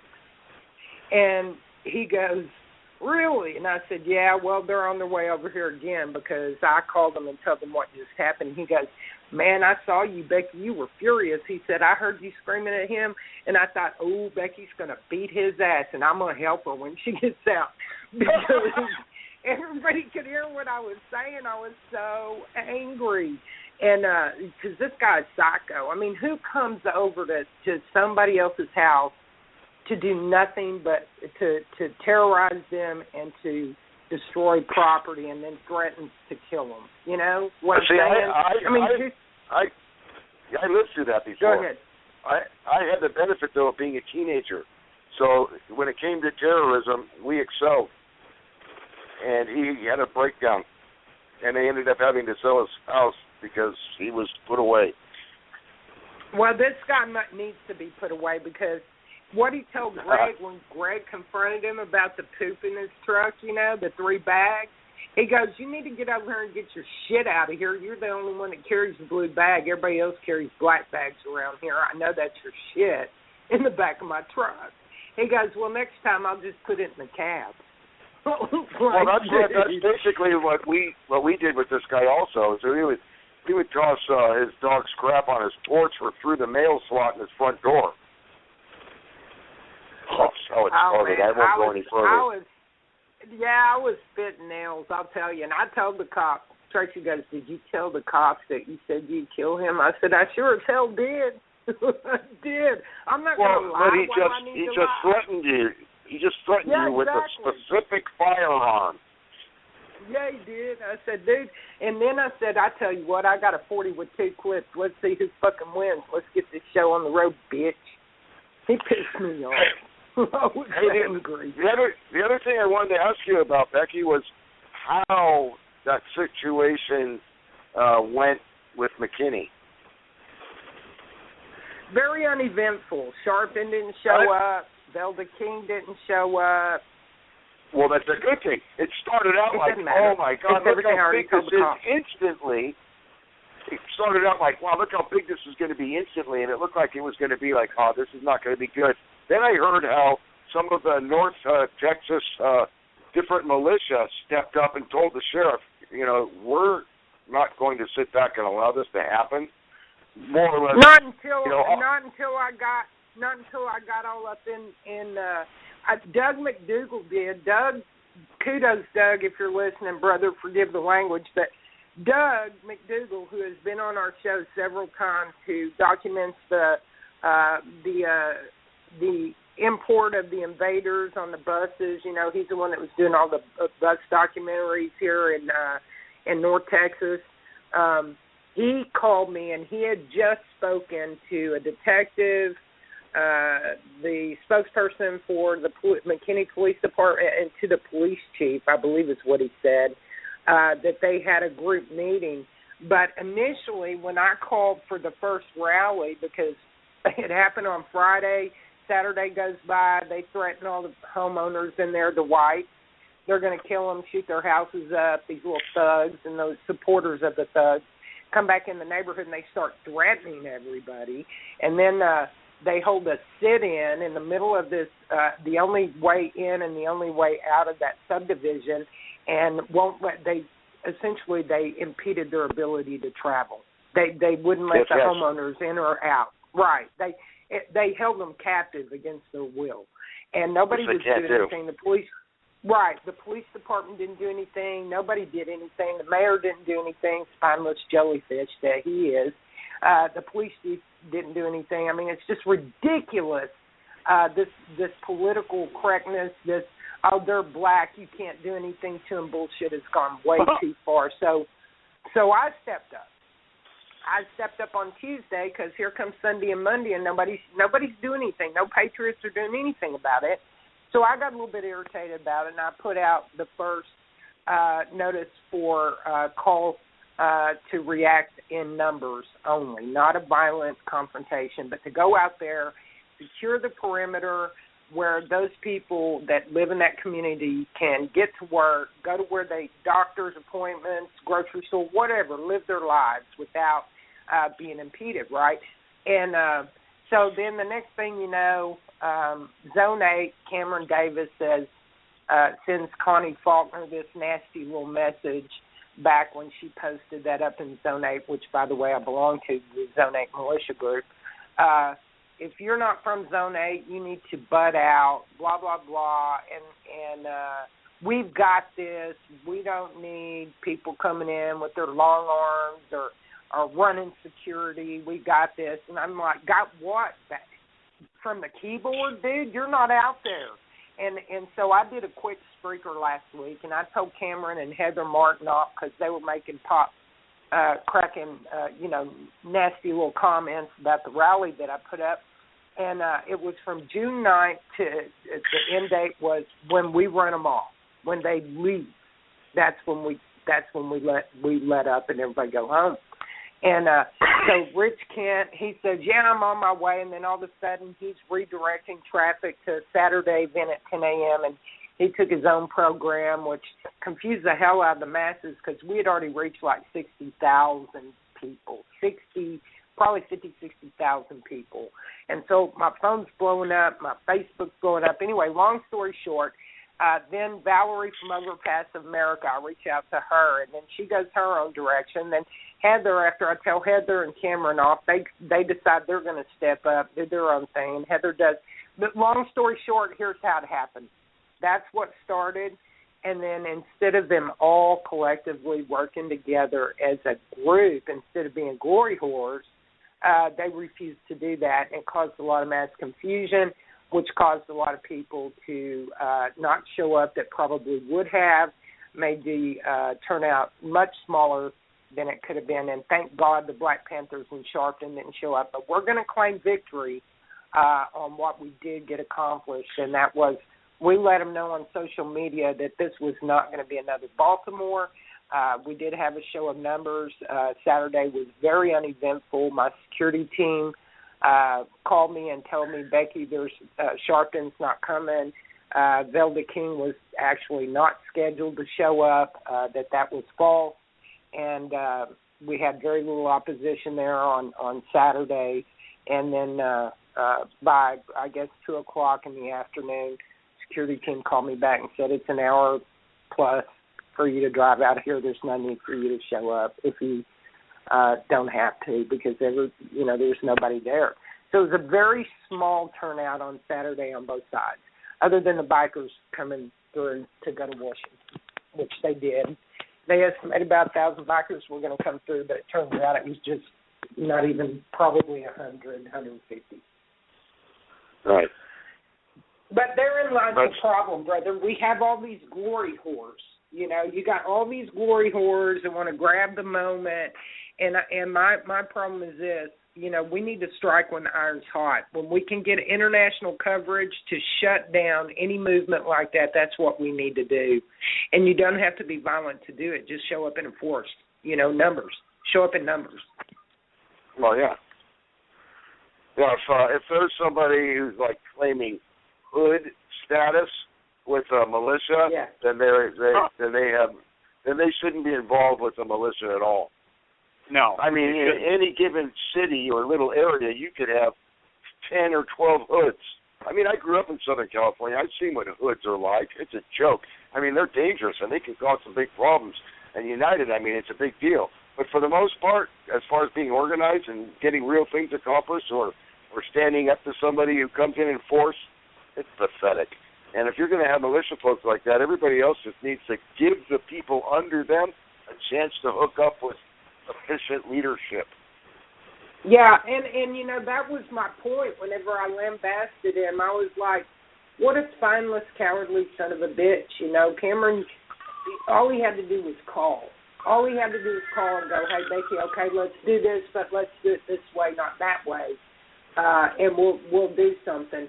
But what I said is if I can't depend on you and you're a commander that's been given the responsibility over a large zone in my area, if I can't depend on you to just show up in numbers so that those people feel safe and secure in their homes and we can part the sea, if you will, and keep the hood rats from limiting their ability to come and go as they please, if I can't depend on you to do that, how can I depend on you when the shit hits the fan? How can I depend on that? I know, right? I know, right? That's like really dropping the ball, isn't it? Oh, of course. Yeah. And this is one of those things where. Go ahead. This is one of those things where dropping the ball is not appropriate. I mean, it's never appropriate, but I mean, it's especially bad. And you don't want to show up after it's become Baltimore. You want to show up before it becomes Baltimore. And thank God it didn't. Hey, Becky. How far are you from Beaumont, Texas? I can be in Beaumont. How far is Beaumont? About 5 hours? Okay, so it's a cruise from you. There was a military convoy over 2 miles long rolling through Beaumont, Texas about 2 hours ago. You're serious. What direction was it going? They don't say. Hang on, let me see if I can. I got pictures plain as day, though. They are moving equipment away. Let's see. Hang on, I'm trying to see what it says here. Southern border. So they're going. They're moving equipment to the southern border and staging for. Well, people are making their own little decisions on stuff. So I'm not going to say. What that means because I don't know how much of that is the truth, but I do have pictures. Beaumont, Texas, about little over 2 hours ago, 2 mile long. It's over 2 miles long convoy. When you get a chance, send that to me. If they were headed to the border, they're going with you right now. I'll share it on your page right now. Hang on, I gotta get my. I got this new tablet as well. I got a new phone and a new tablet on Friday, and this tablet's got a sweeper after 5 minutes if I don't touch the page. You can set that. I posted it. I just posted it right now. I work like that too, Becky, sometimes. What, love? What, honey bun? I work like that too sometimes, so if you don't touch me in 5 minutes, I can go into sleeper mode. Hey. I had one of those dreams last night about you, and you were very selfish. When you were finished with your business, you just left the room. I think we're going to break up. You must have pissed me off. You must have pissed me off. You got to get that shit off the air, okay? By the way, that play only works really well when you've already proven you could dish out and deal the goods. Because then they know what you're holding back. I know, right? I know, right? I guess I should have got undressed for it. Lord have mercy. I know. God. Anyway, so so we've got a 2-mile convoy. Can you see what kind of equipment that is? I mean, can you tell what they are? Right? Nah, let me open up my page. No, hang on, or I wouldn't have asked. Hang on a second. Everything there. There's everything there. Well, they're supposed to kick off Jade Helm tomorrow, right? Or is it July? Does anybody know? Hell, who knows? I thought they moved it into June, and I thought it was supposed to be June 15th. That's today. June 15th. Yep. Today. June okay. 15th. Well, also heard a rumor holy that there was supposed shit. to be an EMP event in Texas. Yeah, I told you there was? That there was supposed to be an EMP attack in Texas. No. Yeah. Wow. Oh, wow, Bobby. Look at that. That would definitely be an act of war, Thomas. Yes, it would. But it Well, the hell out of listen, Texas. let me tell you how spineless they are. And here's where I kind of have a problem with Abbott. Hey, Tracy, was that DHS chopper on Texas, in Texas airspace, or was it in Arizona? It was Texas?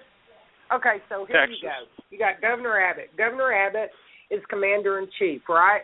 Obama's obviously not going to do anything because I think him and the Mexican president go to the bathhouse together or something. But anyway, so you like that, huh? So they shoot down from the Mexican side. They shoot down one of the Border Patrol choppers. That's an act of war. It came from the Mexican side of the border. They were doing recon surveillance on, the drug traffickers, supposedly this big whatever was going to go down, and they were, monitoring it. And so they get shot down. The chopper takes 5 hits. The agent that was in one of the seats, actually, they take their body armor off, their Kevlar, and they lay it on the floor beneath their seat because they catch fire from the ground. And if his Kevlar hadn't been there, he would have died that day. But they hit this chopper 5 times. One of them it hit some oil pressure gauge or line or something. Anyway, they had to land, emergency landing. Nobody answered that with a declaration in retaliation. Nobody. Here we got Governor Abbott. The biggest bill passed for the biggest budget for border security in the history of Texas. $800 million, going to put 250 more DPS officers on the Border Patrol issue. Listen, they're under the directive of the DHS, which is leave the border open, assist, and not resist. Yep. And it specifically says for trafficking, drugs, and human trafficking and all that bullshit. No, shut the border down. I have a solution. And the National Guard. Why is the National Guard on the Texas border? We should have our Texas Guard on the border. We should take our homeless veterans and we should train them on the island, get them freshened up, take them out there with the regulated militia groups or the militia groups that want to participate, get them in there, get them trained, all working on the same ROE, get them down there on the border. You take the homeless vets, take your veterans, take your state guard, and you take your militia brothers and sisters, and you go put them on that border, and you run it all the way down that 1,200 miles of border, and this is their directive. Use any means necessary to assure there's no breach. So we're going to have a bloodbath in some areas, probably, because the drug cartel's not going to like that very much. But I guarantee you it'd take it about a minute to stop. Guaranteed. That's how you do it. Well, but if Arizona, New Mexico, and California, if the other states don't follow suit, what they'll do is they'll redirect their traffic into the U.S. through those other 3 states. Therein lies the problem. Go ahead, Bobby. We only have a couple minutes left before this thing is going to kick us off, I believe. But I just wanted to get a couple things in before we get booted. Go ahead. James is going to continue to do Casey's show on Tuesday nights. Please go out and support him. Anybody that wants to listen. I mean, last week was a great show. Bill was on there and David Roach. I mean, what a good show. Lots of great information. I can't tell you how much I learned on that show, and I'm not just saying it to say it. I'm saying it because I'm being honest. I learned so much listening to that show. That had to have been one of the most informative shows that we've had in a long time. Okay, talking about laws and, you know, and how to not pay taxes. I mean, I'm not going to get into the whole thing. Anybody that's interested, go back into the archives, listen to last week's show, just like you should be listening to any one of our shows. But last week, very informative. But James is going to continue to do Casey's show. Anybody that wants to call in, by all means. James is, you know, just getting acclimated to things until Casey gets back out. Sometime this week, we plan on having on Lena Fulham, who happens to be Battle Cat. She wants to come back on the show with us. I believe I think we said either Wednesday or maybe Friday she's going to be on the show. But that's going to be pretty much Becky and Battle Cat, you know, doing the show. I don't think I'm going to be able to be on, but, you know, they'll get it worked out. And last time Lena was on, that was a really, really good show. And for those of you that don't remember, you can go back into the archives and listen to that show. She is the black woman that came out and said, you know, people need to start behaving, and she pretty much called out her own race and said, you know, that they were being ignorant about a lot of situations, and she pretty much called them out and put them on, you know, and put them on Front Street, and she has no problem in doing that. Her and Elmer Williams are probably two people that I love listening to when, you know, when they go on a rant and start putting people in their place. And I'm not talking about any, you know, certain, you know, color or, you know, ethnic background or anything else. I'm just talking about two people, period, that, you know, put people in their place. And her and Elmer do an excellent job, but she will be joining us sometime this week. And then Dabu may be joining us again this Friday or next Monday. So we will keep you informed. Wednesday, Bobby, I'm going to do something a little bit different, a little bit new. I had a young lady by the name of Ann. She goes by the name of Thunder. It's another black woman, and I only say that because, my God, she's yum conservative. I'm not really conservative, and I'm not really anything but Becky Williams. I don't go with either side like that because I just call myself a patriot or a person or, you know, truth singer or whatever. But her name is Ann. She goes by Thunder. She's out of California, and she is an amazing woman who has her own show. So what we're going to do on Wednesday is I'm going to go ahead and set up Rage Against the Regime. She's got Thunder on. And we are going to link by phone those two shows and leave the boards open on both ends and, you know, communicate silently while we're on the air. And there'll be some other exciting guests that she has. And I'm not going to say who they're going to be. I'm just going to tell you, if you want to know, you need to listen to find out and leave it at that. But there will be a couple of people that are going to be on that show. Wednesday afternoon, it's going to be 5 p.m. Pacific Standard Time. If I'm correct, Bill, correct me if I'm wrong, that's 3 p.m. Central Standard Time, 4 Eastern. Well, wait. Okay. 3 p.m. Central Time is 1 p.m. Pacific. Yep. Okay. Daylight time. And I'm wrong. You guys are behind me, not in front. We're on daylight savings time now. So it'll be 7 p.m. Central. It would be 8 Eastern. So there we have it. So Wednesday, 7 p.m., Rage Against the Regime. I'm going to couple my show with Ann. Thunder and I are going to tear it up on Wednesday afternoon. And she is, hopefully after this broadcast, she'll be moving into the family of simulcast with us. And that's how we grow, folks. That's how we do it.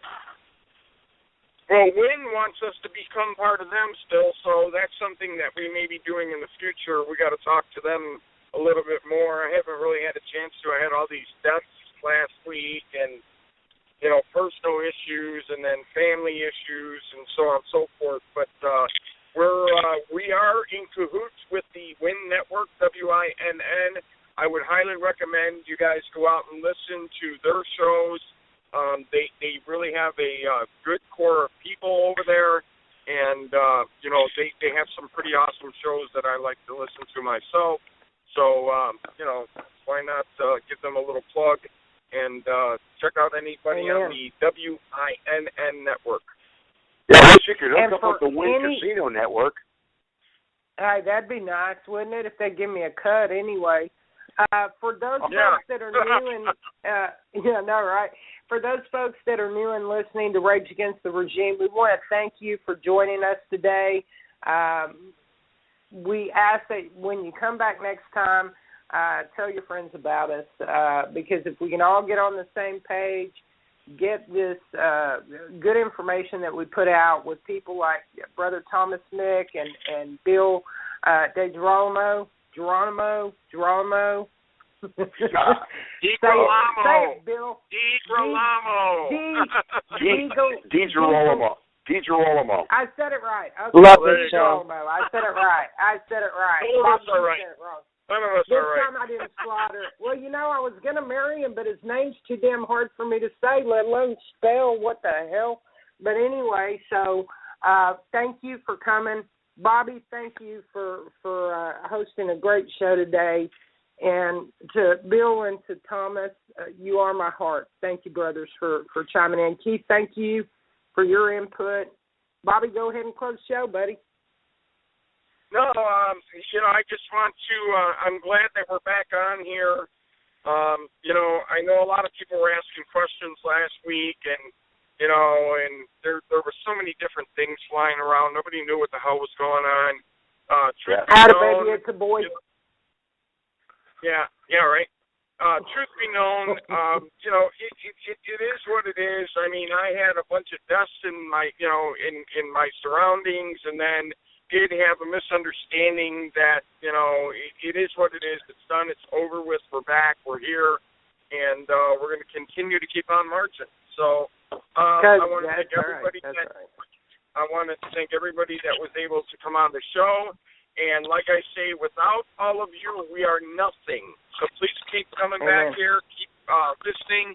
And try to call in whenever you can. I mean, if you guys join in, and you have questions, comments, or otherwise, it just helps us out. So that's really about it.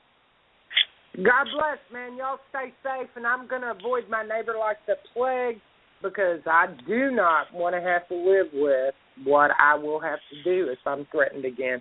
God bless each and every one of you. Stay safe, and until next time, this is Becky Williams with Rage Against the Regime podcast. Bye-bye. Thank you for listening to Rage Against the Regime Radio. Don't be a stranger. Please like our Facebook page and follow us on Twitter @RATR Podcast. And feel free to leave some feedback whenever you listen to us. You can also email us at rageagainsttheregimepodcast@gmail.com.